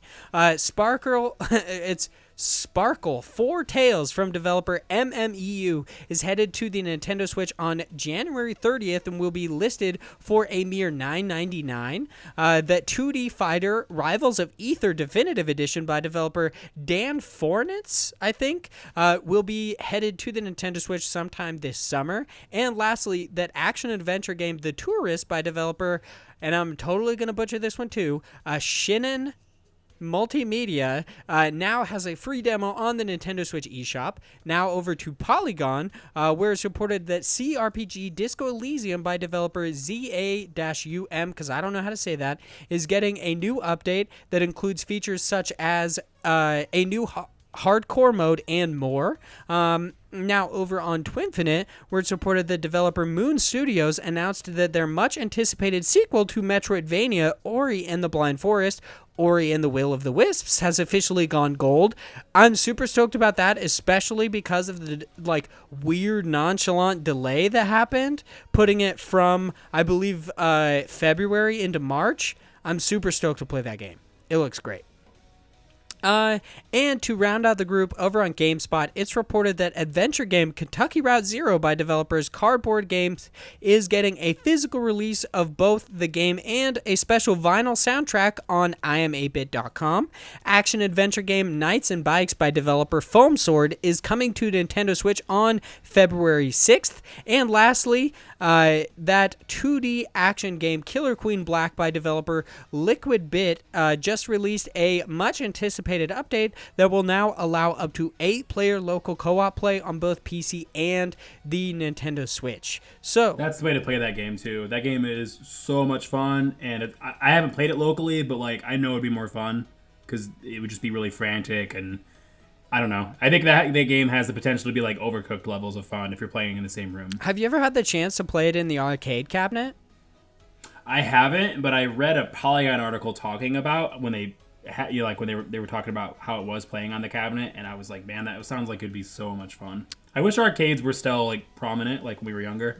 Yeah, me too. I'm gonna be honest. I worked at an arcade, but it had totally dick games. Like they were just bad. Basically, ways to get like they're the ticket games where you put in like a coin to get tickets and shit. Basically, just a money grab, if I'm being honest. But I've always wanted to check out more. There's a place where I live called I think it's called Grinkers, that is a nickel arcade that has like arcade games, but I've never been there yet. From what I've heard, I don't know necessarily if they have really, really like cool arcade games, but the one arcade cabinet that I want to play so bad is the Enter the Gungeon arcade cabinet, because I think light gun games are so fucking cool. But I don't know if necessarily like any place close to me will get one. Like I really wanted to have some sort of justification for that $5,000 cabinet so badly, but I want to play the Halo one too. It looks really fun. Yeah, there's a bunch of them. I've heard Dave and Buster's has the Halo one. So you know what'd be really cool is if they'd bring back like Resident Evil Survivor, but as like a really good like light gun. I mean, make a new game. I don't mean just put that in an arcade, but like another one of those. Or like the Umbrella Chronicles, those games are sweet on the Wii and PS3. Yeah, I adore light gun games. I think they're super cool. But now that we're through all the news, it's about time we give back to the developers in our next segment, God Bless the Crowd. This is where, on occasion, most of the time, Big Josh Boy finds a game on Kickstarter or other crowdfunding sites. This week, you'll realize that he did not choose it. I chose it because I chose a fucking weird one. This one is called Cretaceous Seas, Ayla's Story. It is a traditionally hand-animated video game packed full of action, adventure, and vore. These developers are currently looking for $22,000. That is their goal. They, at the time of this recording, have $10,429 with 153 backers and 18 days left to go. Now, this game does not look good because there is no game in this Kickstarter so far. The story, like the actual trailer itself, is just a bunch of anime girls with big boobies either running with just outrageous jiggle physics, like the best I've ever seen, really, or getting eaten by mysterious monsters, which is, I'm assuming, a fetish, but it is weird. It's okay. So the first thing I want to bring attention to is, as you said, $10,429 is what they have so far. If you scroll down, let me find it again. Okay, there is a tier that is $3,500 or more, and one person backed it at that level. Yeah, those always blow my mind. That means that out of that $10,000, at least like 20, like I can't do math. Math's hard, but not half, not a quarter, somewhere in the middle. We'll just call it a third. Is like from one person. That's fucking crazy. Also, I don't know why, but this game, it just looks like people sitting in like a junior high classroom were just like, man, you know what we should do? We should make this game where there's this girl and she's got boobs and she fights the dinosaurs. And like, it just seems like 7 preteens talking about what kind of game they want to make. Yeah, we have yet to actually say adults. That this woman is topless. Not naked. She's just topless. It's just boobies everywhere. This is Cretaceous Seas, Ayla's Stories is a 2D R-rated adventure platformer game set in a mythical world full of dinosaurs, magic, and primal dangers coming out for Windows and Mac. I also love that a large portion of this Kickstarter is not only just like pictures of her topless, which I feel like is 90% of the reason that people actually backed this. Like, that person who did the 3,000 things to make a monster, I bet that's going to be like a tentacle porn thing. It's going to be somebody with penis hands. Like, it's going to be weird. I'm telling you right now. But dude, if money were no object, I would totally throw 3,500 at this and put your name down, because then you could work with him to develop a custom creature. Yeah, and I make and penis then you hands. Could.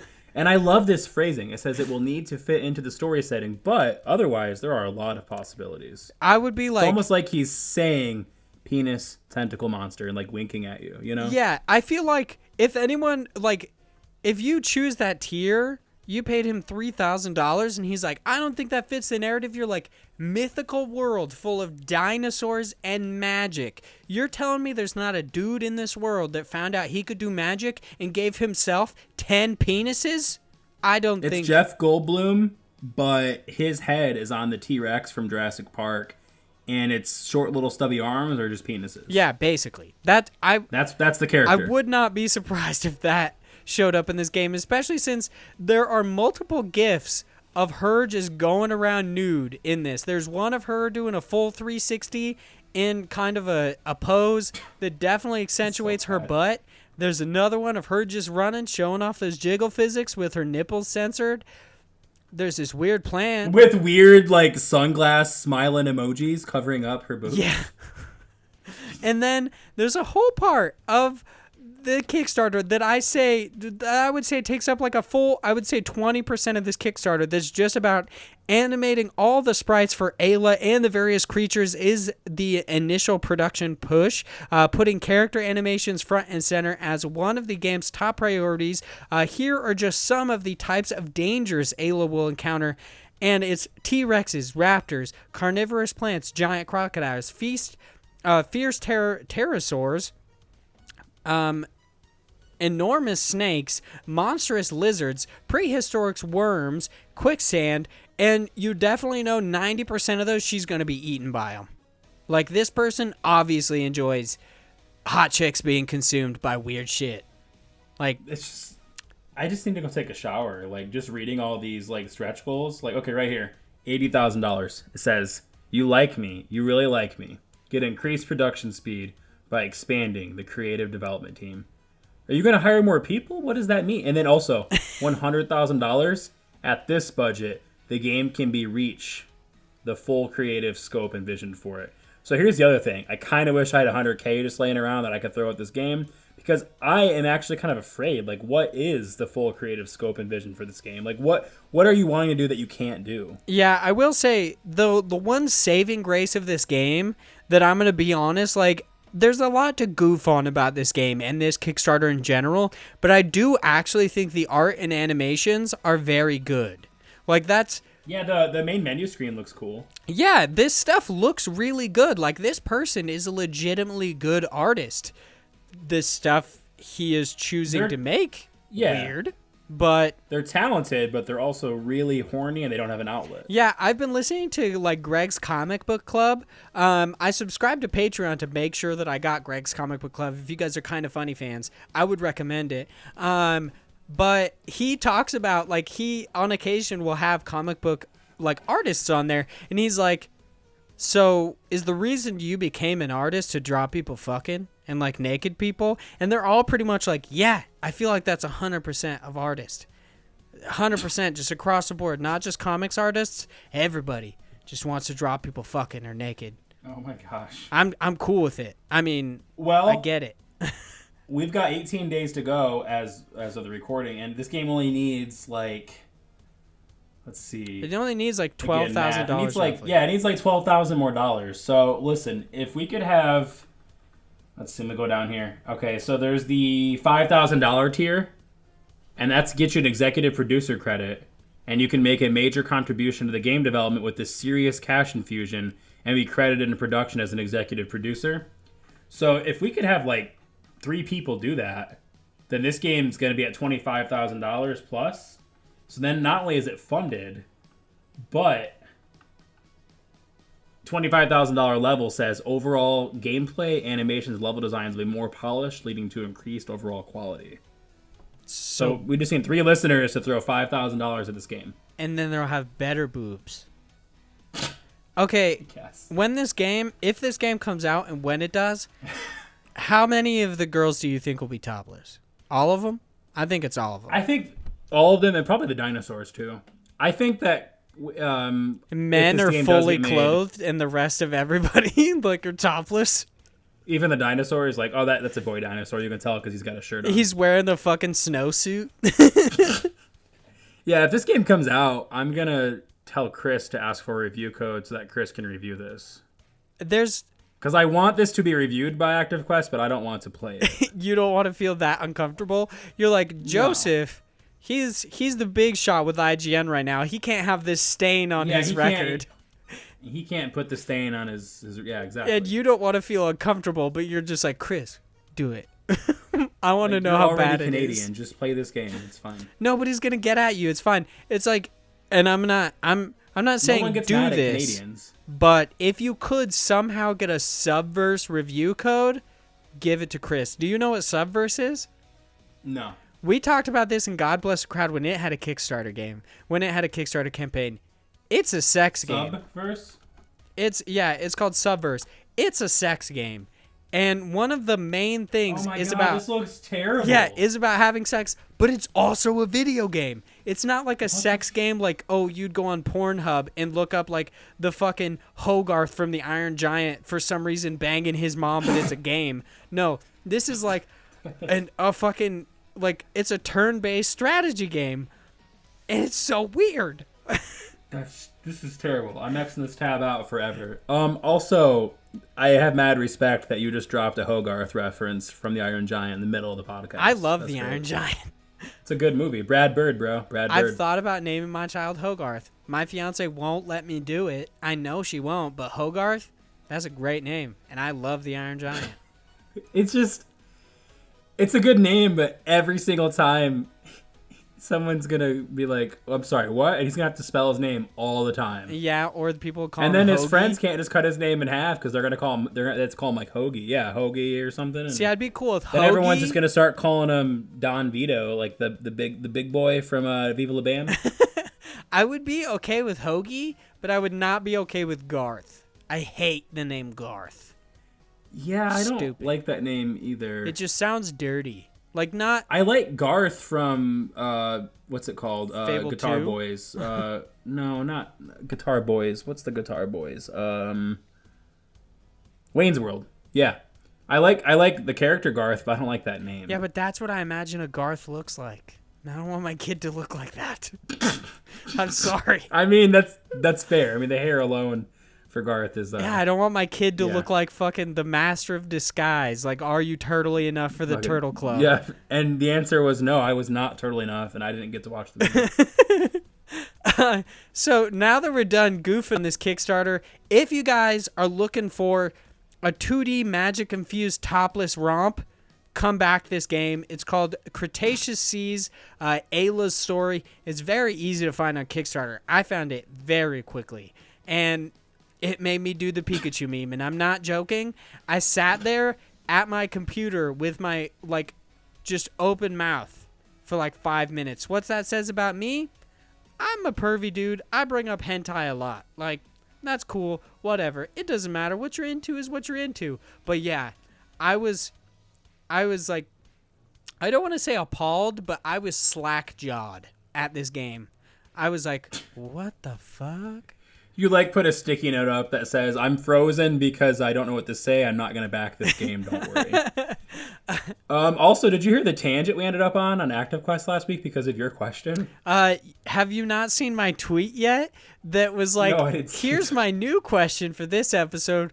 P.S. Thanks for blaming me for tentacle porn, you assholes.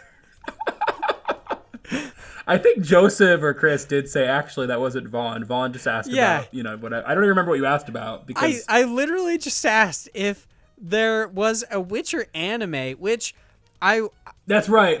You said if there was a sex scene in the Witcher anime, would it be hentai? Yeah, so I do want to preface this with saying I wanted to say this so many times while you guys were recording, and I am surprised nobody has done this, because apparently there's a real issue with you saying that something is anime when you mean animated, because anime is specifically Japanese animation, stuff that's made in Japan. Because like, if you think Avatar: The Last Airbender is anime, many people would vehemently disagree with you. It is not anime. You want to make somebody really mad? Tell them that your favorite anime is Totally Spies. Yeah. From Maguzi and Cartoon Network. They will get very upset. I actually liked that show. Totally Spies. It's not is anime. great. But it will make people really mad. It was basically just like Charlie's Angels, but like not pervy and weird, and it was like doing superhero stuff. That's what I remember from it. But I anyway, like how you're like not pervy and weird, but they were basically in like skin tight bodysuits. Like, I'm surprised they didn't draw nipples. Well, they weren't making Cretaceous Seas, though. Yeah, that's true. They were just doing Cartoon Network. You know what? I actually do want these people that are making Dinosaur Boob Game, I want them to use their drawing for good, though, because they you're right, they were good at drawing. Yeah, it's fantastic art. But that's why when I first pulled the link up, I went, "Oh, this looks good." You went, "Yeah." And I went, "Wait, what?" And then you're like, "Just play the video." Yeah, the video. Everyone who goes to this Kickstarter, which I will post a link on the Twitter. I'm trying to be really good about that. Play the video. It is the worst advertisement for a Kickstarter game I've ever seen, and I goof on the cow game a lot. Game quality aside, they don't even show they literally, the only bit of the game they show is the start menu at the end of the video. The rest is 2D and 3D models of girls getting eaten by pythons and shit. It's so weird. It's just a call and a plea for help, saying, please give us money so we can keep making these animations. We're going to build a game around it too, but we really got to make these animations. Yeah, it's awesome. Like, I hope that gets made, because it's just fantastic. Now on to some random questions. Our first random questions is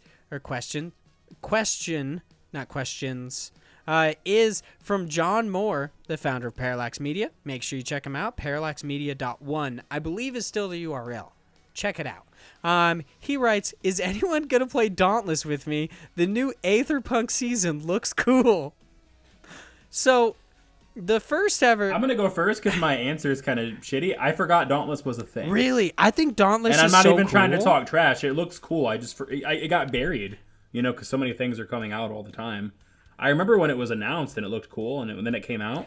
But I haven't played it yet, but it looks fun. There is something to be said about it being free, though. You could just play it, and it's cross-play. So you're on Xbox, I'm on PlayStation, fucking John's on PC or whatever. We could all play together, and we have, actually. The only thing that I don't like about Dauntless is actually its chat in-game is really not cool, because when you go into loading screens, you actually, all of your chat cuts out. You can't hear each other until you get into the match or back into the world hub. But that's the time I need to talk to you guys the most. Yeah, exactly. It's so weird. It's like, hey, before this loads back up, here's our plan. Yeah, exactly. So that's the one issue I really have with the game. The rest of it is really, really fun. And I guess initially at the launch of the game, it had really, really bad, server clutter. So you would get into, I literally have a picture on my phone. It's saying that I have over 1,000 minutes until I can get into the game. And I was like, nah. And then I'd close out and somehow it'd be I'd be 30 minutes. And I'm like, that doesn't make any sense, but okay. But John, I'll play Dauntless with you, dude. I will fucking play that game. The repeaters are so cool. I love them so much. The world being Monster Hunter / Bastion is so awesome. I love the art style. I'll play it with you, big boy. We're already friends on PlayStation. I'm surprised we haven't played again. I heard you, was it last episode where you said that they said that the art style was inspired by Bastion? Yeah, the world design was inspired by both Monster Hunter and Bastion. Yeah, how it's actually taken apart. Plus, I believe the main hub of it is actually, no, it's not called the Bastion. It's called Ramsgate, I believe. But, because I was mixing it up with Bastion for a second. But yeah, it basically is this fractured Earth. or not Earth specifically, but it's a fractured world with all of these different islands and stuff. So it's like exactly like Bastion, but with a Monster Hunter twist where you just go in and kill one monster. It's very cool. And I think the actual, this is something I didn't talk about with Temtem either, but not to say that Monster Hunter has kind of like lost ideas with how to make armor out of the monsters, but I think that Dauntless does kind of the armor out of monster materials a little bit better because I feel like they're a little bit more creative with it. The same way that I think that Temtem's monster, like their actual like designs for monsters, I think are much more like inventive than Games Freak's Pokemon. But I've also prefaced that with saying that, of course, Temtem hasn't been making fucking the Temtem for over 20 years. So it totally makes sense that they have all of this creative juice to make a slime dragon that I think is so fucking cool and not a dishwasher. I was really frustrated when they kept making more Pokemon, which I know might sound weird to people that have, maybe weren't around when Pokemon was new. Like, maybe. But I mean, it was like, it came out when I was like, a kid. And so I was like fully invested in it. And I remember how confusing it was when it was like they're making more Pokemon, and then they just kept doing it every generation.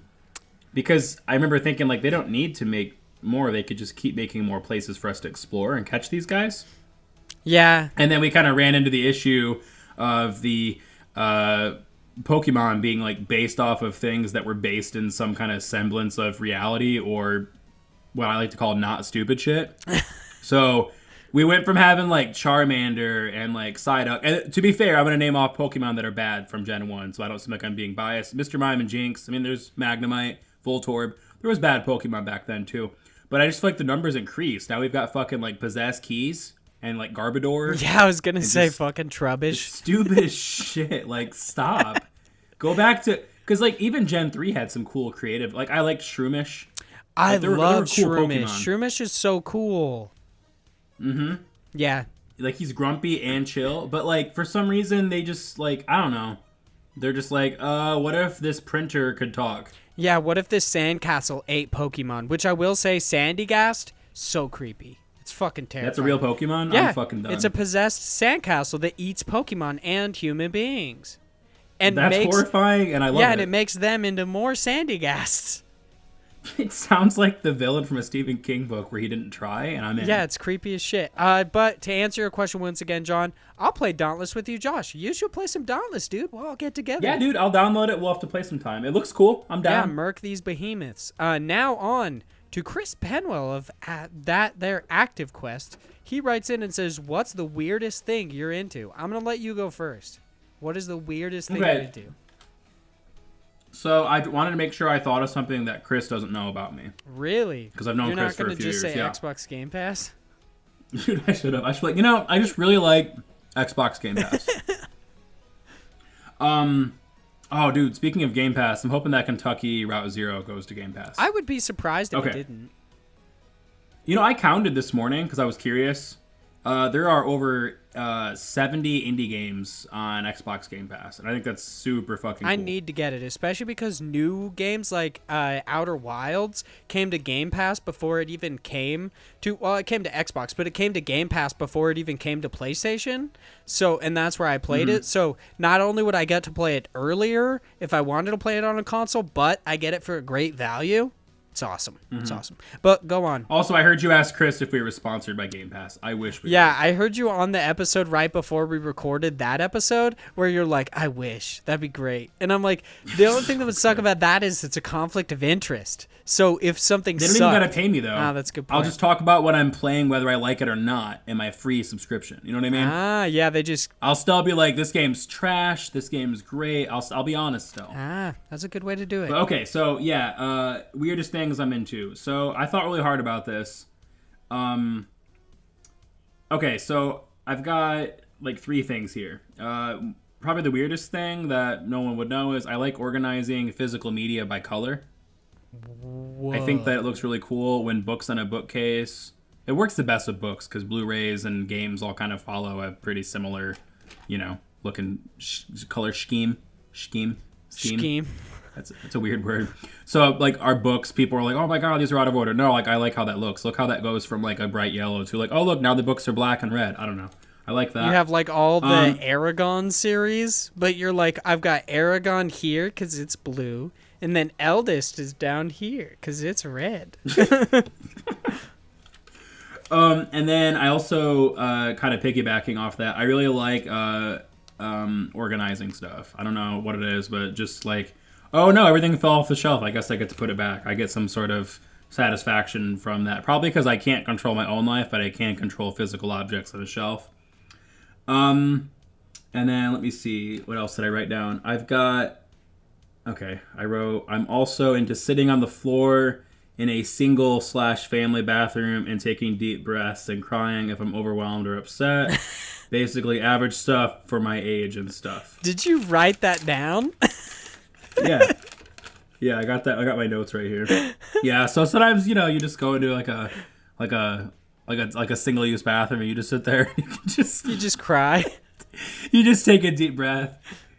Dude, I was having a bad day at work one day and I said that. I told one of my guys at work, like, hey, I'm going to go in the bathroom and cry.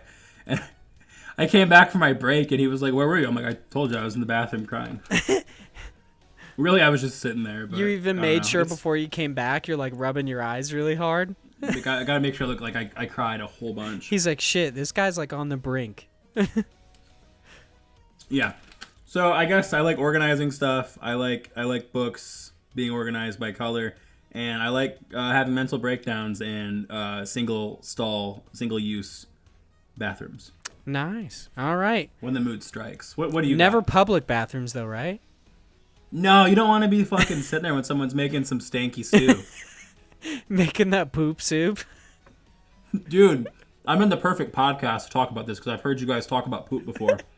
So I don't know who it is at my work. I haven't confronted anybody yet. But someone at my work, when I picked the seat up, I've had liquid shit drip off the underside of it. Jesus. You know what I mean? Like, it's like in between the bowl and the seat. Yeah, I know exactly you know what you're talking about. And I'm like, how did you do that? Yeah, I don't know how it's actually possible, but I have seen that happen before. Sometimes you just butter the bowl, gross. You know? It's so nasty. I left. I went and cried in a different bathroom. So the next person who wrote in a question is Chase Hopkins. He's my best friend, and he has pointed out multiple times. He's like, there's something wrong with you because, and he's talking about me specifically. He's like, there's something wrong with you because you have this weird fascination with talking about poop and butts all the time. He's like, somehow... You've talked about it a lot. Yeah, he's like, somehow you always manage to work it into conversation. And I don't know why I find it so funny. I truly don't. But the weirdest thing I'm into, I mean, really, it would be toilet talk if I'm being honest, but... I thought you were about to transition into just shits and butts, man. I do like butts, and I'm not going to lie about it, but I'm definitely an ass man. But the weirdest things I'm into, toilet talk would be one of them. I have a real appreciation for trees. I think they're amazing. If there's a plant that I enjoy more... there isn't one really. I just fucking love trees, dude. Trees are fantastic. They're really cool.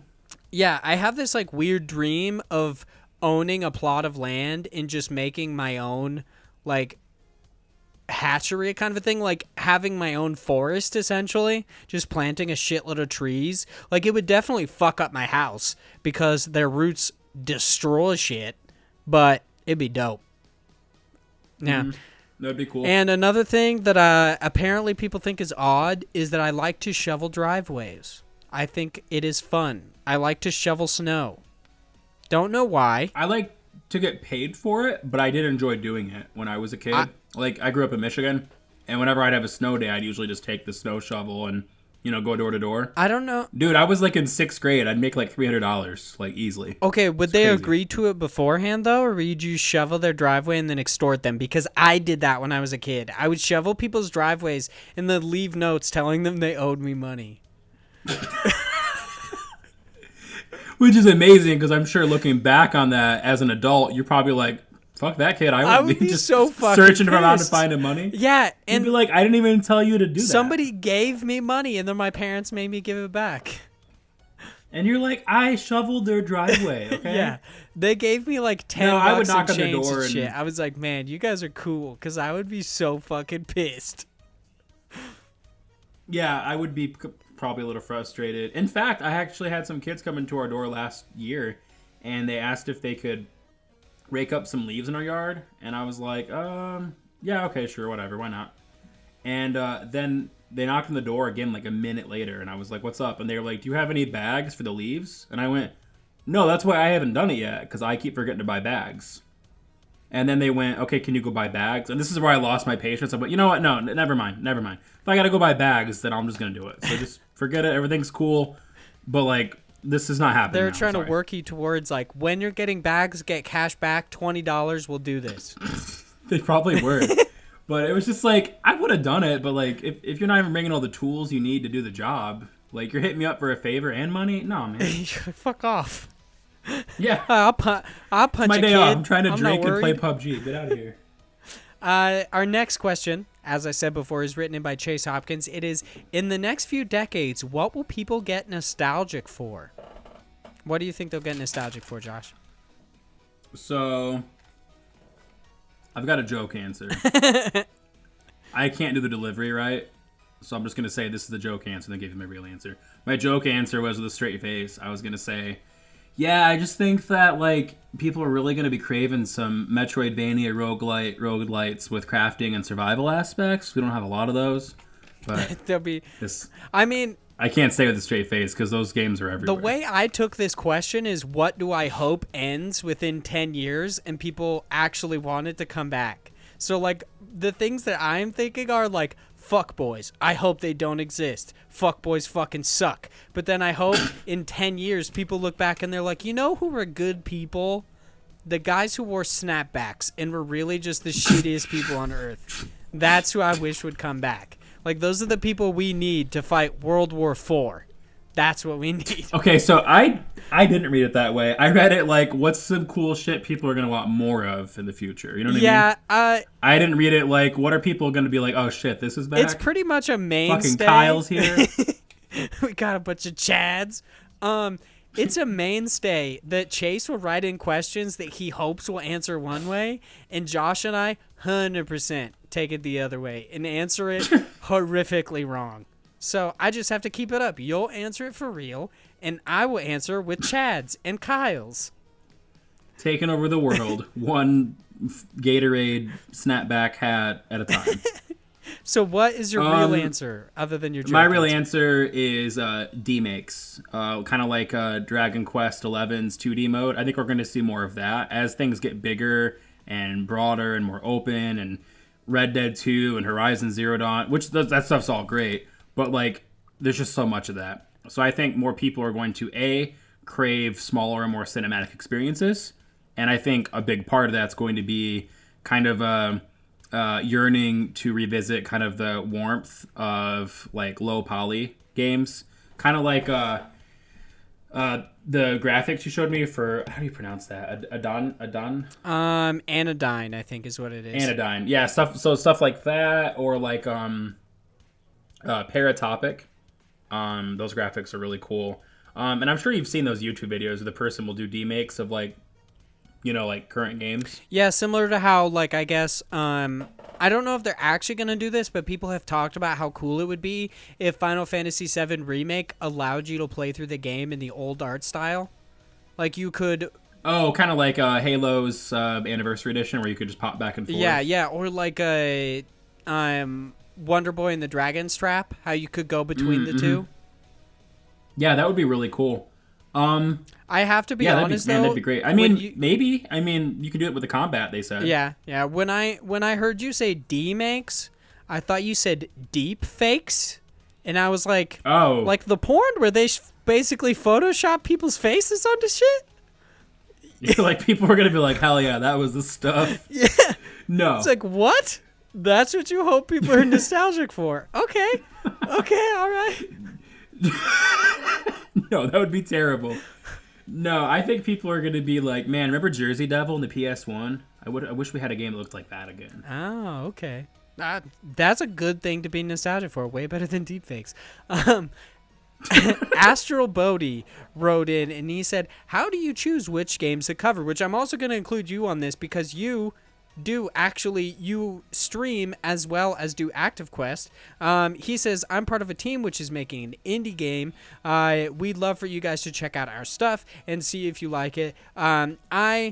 We are going to check out your stuff, Bodhi. I don't know if you're listening to this, but if you are, we are definitely going to check it out. I'm waiting until next week when normal Josh Boy, the biggest of average Josh Boys, is on, because I don't want to force like Josh to check out stuff he might not care about. But I will force my Josh to do it because I love that kid.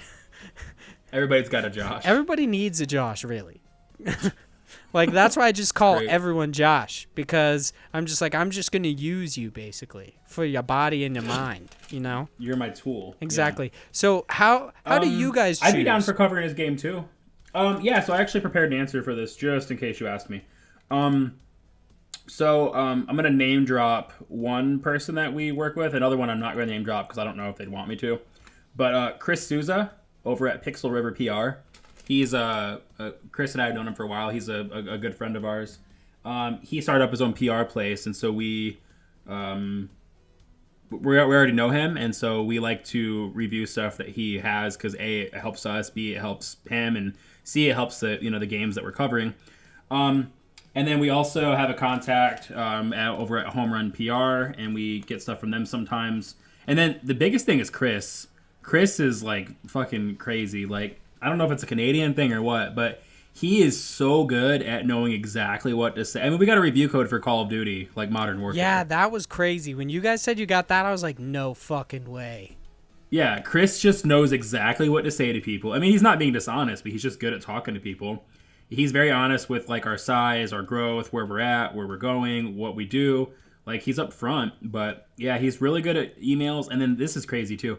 If we have all kinds of like contacts that he finds, and he'll know who to email, so he doesn't have to ask around a whole bunch to try to get a review code. Like, he'll email the person that he's supposed to email before he even, like, the initial contact from him is usually the review code request. Like, he finds the email address he needs before he starts even like knocking on doors. It's impressive. And then the ultimate thing is we look for things that we think we would be good at covering, which translates, of course, into what we want to cover. And it's not because we don't want to cover things that we might not like. It's that we want to give good coverage to games. We kind of have the same kind of approach as like Kind of Funny. We're like, we don't want to just shit on games. We want to be excited about games. We love games. You love games. Let's talk about games. So we try to cover stuff that we would be excited about because, we know that that's going to translate the best and what's going to help the most. And I don't know. I've played a lot of bad games back when I was still trying to make it as like a writer before I changed goals, and whatnot. I mean, you've probably heard the expression before, where you got to put your time in. So like, you're not reviewing GTA 5. You're reviewing. I don't even want to like pick a game at random because I don't want to just sound like an asshole. But like, you're reviewing a game that no one really wants to review, and it's gonna be rough to review, and it's gonna be hard. And sometimes that boils down to not only it could be fun, it might not be fun, but sometimes you'd end up reviewing games where like it doesn't work right, and like you don't know what to do, and you're stuck, and you have a whole frustrating weekend, etc., etc. So I've already done all that stuff, and so I don't know. At the risk of sounding like cocky, it's not that I'm saying like I can review whatever I want. I've quote unquote made it. It's just like I've made a decision where I don't want to review something that I don't want to play.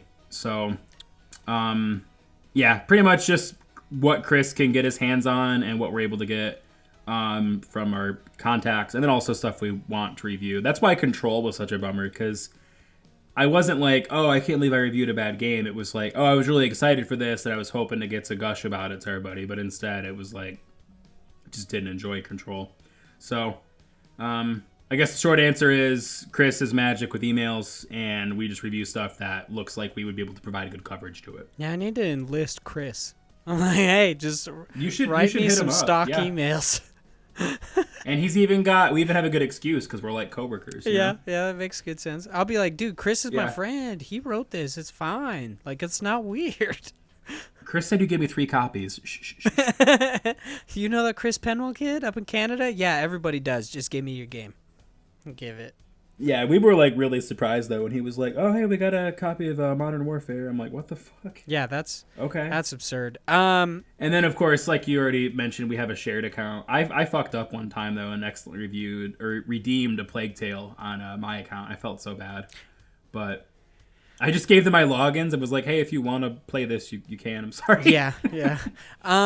For me, I already answered his question on Twitter just to make it easier for him, but there are a couple different ways that we do it here. One, it's just like you guys. We look for games that we think will be good and that kind of resonate with us. Josh, like, we have talked about a lot of card games on here, and that's not because of me, it's because of Josh. And it's not because of any, like sometimes people will reach out to us, which is a way to do it. If you are an indie developer and you want your game to get out there, literally feel free to hit us up. I'm not going to turn down a request to look at your game, to kind of check out your press kit, to play a demo or anything like that. That's just like free content on our end. Really, there's like it's a win-win scenario.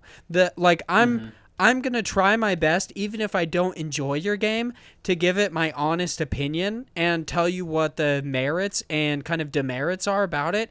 There are times where, like, I have shit on games before, and sometimes it's warranted, sometimes it's for a joke, similar to that God Bless the Crowd thing, but I'm trying to get better with it, to kind of, like, give my true and honest opinion about a game, but still be slightly positive.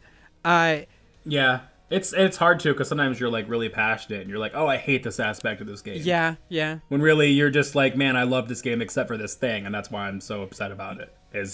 This was the only barrier for my enjoyment or whatever. So yeah, no, I have that problem too, where I might sound like I'm really hating on something when really, I'm just that's just kind of my personality. I'm kind of hyperbolic and stuff. Yeah, the biggest way, like the easiest example to show what I believe is my growth, is when I wrote for Parallax, I wrote a review for Candleman, and I did an entire paragraph-long dick joke about how it was an entire paragraph dick joke about how I didn't actually think that the a certain art piece was that good, which then made the rest of the experience, because it's entirely based on that aesthetic art piece. I didn't think it was that good, so it kind of ruined the rest of the game for me. So I made an entirely paragraph long dick joke, versus when I did my preview for what was it, Bloodstained Ritual of the Night. The one like big critique I had with it was that it felt like your movement was really slow and clunky, and I didn't change myself entirely. And I know this kind of goes away from the actual question, but I didn't change how I approached it entirely. I didn't refuse to make a joke, but I only made 2 lines of jokes instead of a paragraph. So I think I've gotten a little bit better at restraining myself, but not that much. But yeah, to answer your question, how do we choose which games? It's really what catches our eye, but it's also, if you're an indie developer, just reach out. Give us your stuff, tell us about your game, and we will cover it. I've had indie developers on here.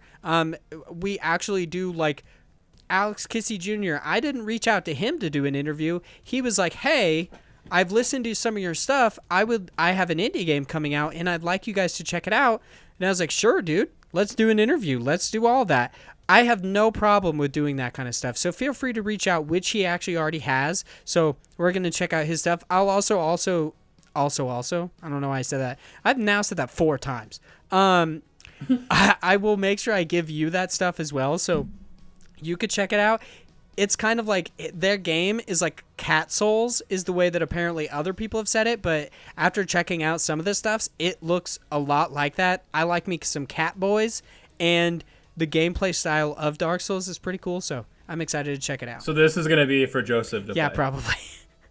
Because Joseph's his 2 favorite things are cats and Dark Souls. Yeah, exactly. This seems like his jam. I wanted to say this too, and I'm kind of speaking for you too, but I know that you probably correct me if I'm wrong, but I know over at Active Quest, and I'm sure for you guys too, even if we weren't the audience for the game, if we know it's got an audience, we'd still be happy to tell our listeners about it, because that's what we want to do for one of our goals is help people discover cool games. So, even just because the game's not my jam, if I know someone else will enjoy it, then, we'd still be happy to talk about it in the show. Yeah, it's just like Disco Elysium. We've talked about it multiple times, and I've talked about how it's not my thing, but I think it could be other people's things, and I've said nice things about it, and Josh really loves it, of course. So it's just like that. Just because I don't like something doesn't mean nobody else will. Plus, it is really nice for us being kind of like a niche podcast. We only do indie games, so like I'm not super worried about talking about the latest AAA game. Like on occasion we might, and I'm trying to kind of keep that to a minimum just because I find that annoying in podcasts when they say they're about indie games, but really they have an entire episode. And then they're like Call of Duty, and you're like, okay, come on. I'm like, man. Dude, stop. So usually the biggest offender I see, and usually the podcast will kind of address it, for podcasts that usually only cover like indie or retro stuff, they'll usually still cover Nintendo stuff, and they'll usually all start off by being like, I know it's not indie, I know it's not retro, but like it's fucking Zelda, so like yeah, we're talking about it. Like Retronauts, they'll usually only cover older stuff, but like when there's a new Mario or Zelda game, they're all over that shit. Yeah, I of course don't have a problem with like people doing it on occasion, but there are certain limitations to it. So yeah, I feel like that adequately answered it, at least. So if you guys do want us at IndiePod to check out your game, or you possibly want Josh to check it out, I'm sure he would also enjoy to check out games and stuff like that, you could probably DM any of us. I have our DMs open on Twitter now. I forgot to before, but now it's open, so feel free to DM us. Our next question is written by Eric Bailey, and he said, what are the 7 best sauce flavors for boneless wings? So I'd like to start this out with saying, 1, boneless wings are just chicken nuggets. It's a fact. But they're for adults. They're adult chicken nuggets. I fucking love chicken nuggets, dude. My entire diet consists of chicken nuggets and chicken strips, so I'm not knocking it. And corn dogs with ranch. Yeah, exactly. But I am saying that they're just chicken nuggets. So your 7 best flavors, go.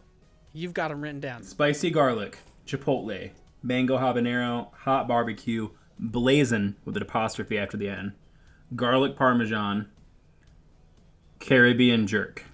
Those are my favorites. All right. Well, even though you read... Yes, those are all from Buffalo Wild Wings, but they're delicious. Even though you read that to me in its entirety before this, I have to be honest, okay? I'm a Kind of Funny fan, and I know they like chicken wings, but I enjoy plain chicken wings that are boneless. Dude, so with I like chicken nuggets. The dry rub?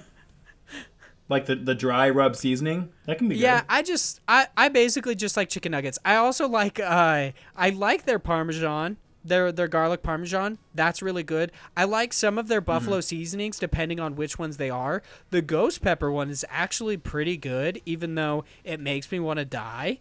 I do enjoy that. I don't have 7 flavors because I don't actually eat boneless wings that much. I've tried a couple different ones. Like I've tried so like Anytizers has, I don't know if they have boneless wings, but they have bone-in wings. They have some good stuff. I like generally the mild flavors just because it's both the flavor and it's not an overwhelming spice. I really enjoy that. Plus I dip every... Have you had Wendy's? They're like spicy nugs are pretty good. I like those. That was a chef's kiss, by the way, because their spicy nugs are fucking delicious. They're so good. Have you had Chick-fil-A? Have you had their nuggets? No, I don't think I ever have, actually. Their chicken nuggets are like the only ones I've had where I'm like, they're not even trying to act like, oh, nuggets are all this shape and size. Like theirs are just like breaded little pieces of chicken that are like all different shapes and sizes. But like they're just, you can tell they're actually breading the chicken and frying it. Like, or at least that's what it looks like, and it's a really good illusion. Either way, I think it enhances the flavor. I don't know. They're my dog's favorite chicken nuggets, and I've had them, and they taste good. Yeah, plus it's Jesus' chicken, so makes sense, right? It's gonna be the best chicken. Dude, they recently changed. They went from, they used to support like charities and like groups that were like really homophobic and shit. And they recently were like, hey, we're not going to do that. We're going to support charities that like help with like hunger and stuff. And like people were like really mad. I'm like, are you guys fucking like really angry that they're like feeding hungry people? That's a cool thing still, I right? imagine the thing that they were annoyed about is that they were like the people who are possibly annoyed are either annoyed about flip-flopping or those people are possibly homophobic and they weren't cool with it in the first place. They're like, I just want to be gay and or be homophobic and hate gay people and eat really good chicken. I don't want to help They get the hungry boycotted people. either way, so I guess it makes sense. Let's move on. Oh, I should say, I have had some Chick-fil-A. I've had their spicy chicken sandwiches. I think they're good, but they're just so a good. fat-ass fucking piece of chicken, and I have a thing with texture, and if I feel a hard spot in my mouth and something that's soft, I'll stop eating. So I have to watch out for the big pieces of chicken, okay? I know it's weird. I get it. It's just how I eat, okay? Also, Famous Bowls, I'm with you. Those are so fucking I will good. not get them with corn, though. Ruins it. I don't like eating stuff that's got loose corn in it because it just reminds me of poop. Oh my god, me too, dude. When I see like a single piece of corn floating around in my bowl, I'm like, get out of here. Like, that's disgusting, especially in mashed Did potatoes the chicken and gravy. poop you out? Would it? Yeah. You're like, disgusting. Samuel Fillion writes in and says, 1, what movie or movie universe would you love to see made into a video game? And 2, what kind of game would it be? Could be a franchise that already has a video game made, but not the kind that you'd want. For him specifically, it would be the Matrix plus Telltale style of storytelling. So he's talking about kind of like a Matrix adventure game. That would be That'd pretty be cool. dope. Yeah. So what are your answers to Samuel's questions? I know you didn't prepare this one. Yeah. This is... Okay, so... I don't have a specific answer, I guess. I'll try to think of one while I'm giving my general answer. But the Coen brothers, I would like to see their stuff adapted by Rockstar Games. So like No Country for Old Men, Oh Brother Where Art Thou? I mean, not necessarily those ones, but I'm just naming off some of their movies in case people are like, trying to, picture it. I think No Country for Old Men could work really well. And I also think, I don't know, Rockstar's good at making... They're really good at creating big worlds, and I think the Coen brothers like have really densely like detailed worlds, and so I think they'd be a good natural fit. And I also I remember when Rockstar made the Warriors game, and that came out before I'd seen the movie. I saw the movie a few years later though, and I think they did a decent. I don't know how well it's aged, but at the time, reading about it, people seemed to be really into how well they adapted it, and so I don't know. I think that they don't usually adapt stuff. They usually just make their own thing, but I think that they would be really good adapting existing source material and tweaking it for a game world. And I think that also may help their biggest problem, which is knowing when to fucking cut something and, when to call it a day. Without spoiling anything, the fucking epilogue for Red Dead 2 is like 15 hours. And it's like, this is an epilogue. It's supposed to be like short. Like, it's not supposed to be this long. This is bigger than some games. But, so I think that would help. And then, off topic, but the other side of the question, I would love to see Kojima's stuff adapted into TV shows. Really? I think that would work better than a game. Interesting. I'm not saying his games aren't good, but like he creates really in-depth worlds and stuff, and I think his stuff could be translated really well to like an HBO show or something. I mean, he does want to make movies and shit, so maybe he'll make a TV show. He's already made movies. He just calls them cutscenes.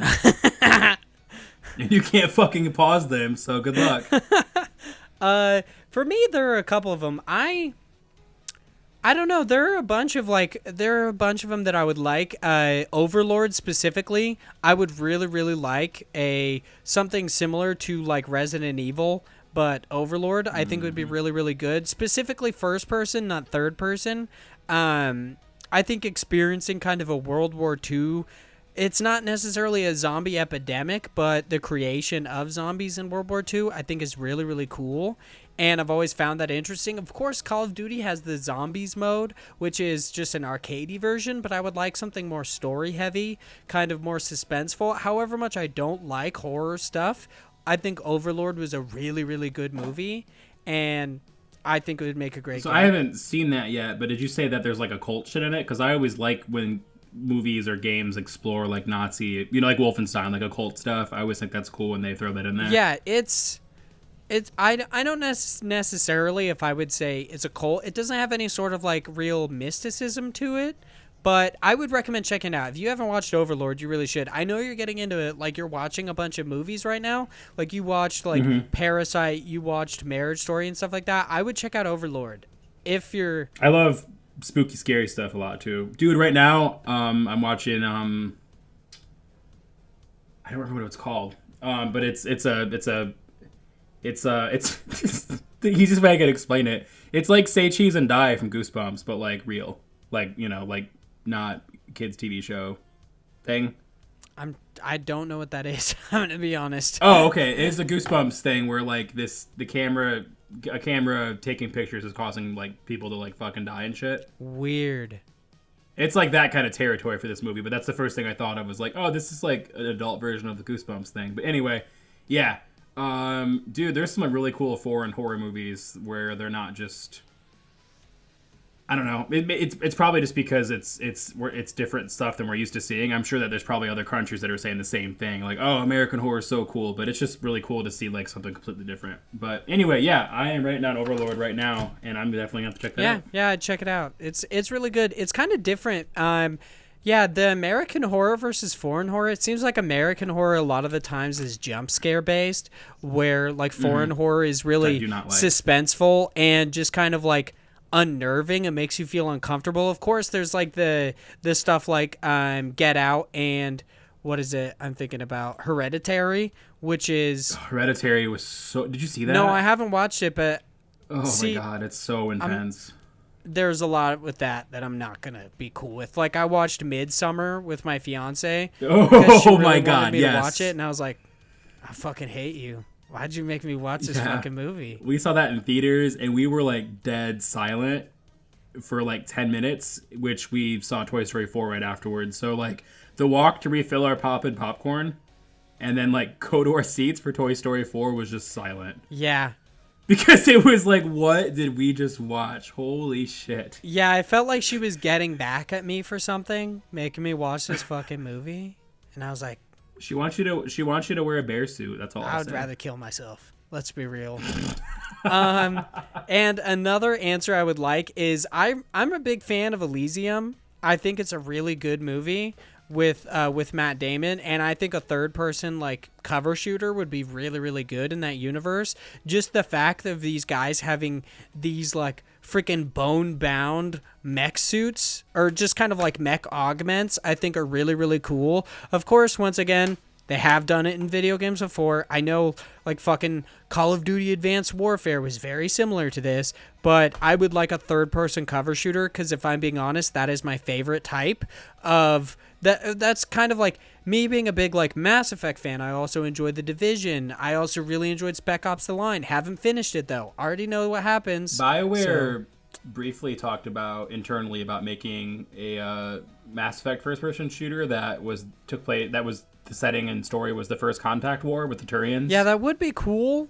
And I always thought that would have been really fucking cool. I wish they would have. Yeah, I'm super into people fleshing out their universes. Like, I still think that they need to like make more kind of like offhanded stories in the like Mass Effect and Dragon Age worlds, similar to like Paragon Lost and I can't remember what the Cassandra movie is, but it's really terrible. I don't know the movie itself. Well, like, I just hate the animations, 3D animations. What League of Legends is doing? Yeah. How they're like creating different kinds of games in the universe. Yeah, I want to see way more of that because it would just be so cool to be able to be like, oh shit, BioWare is making a shooter. And it would be a really good way for these developers to get to kind of step outside their comfort zone and maybe make something that they're not used to making. And then, hey, if it doesn't do super well, then that's fine. It was just a one-off, you know? Yeah. Well, thank you for writing in, Samuel. Always appreciated. Our last question comes in from anonymous user. Now, I'm not saying that this was me, but... It's anonymous, so... Yeah, exactly. It's definitely not. This person who just... I mean, I imagine by the way he says, hey, boys, but B-O-I-S... Probably a very handsome, maybe well-endowed individual. So, never know. No way to find out. But he writes in and says, hey, boys, can we please get a definitive ranking of these three images? Each has its merits, but who will come out on top? So, these three images would be, we have Henry Cavill from the Netflix series The Witcher.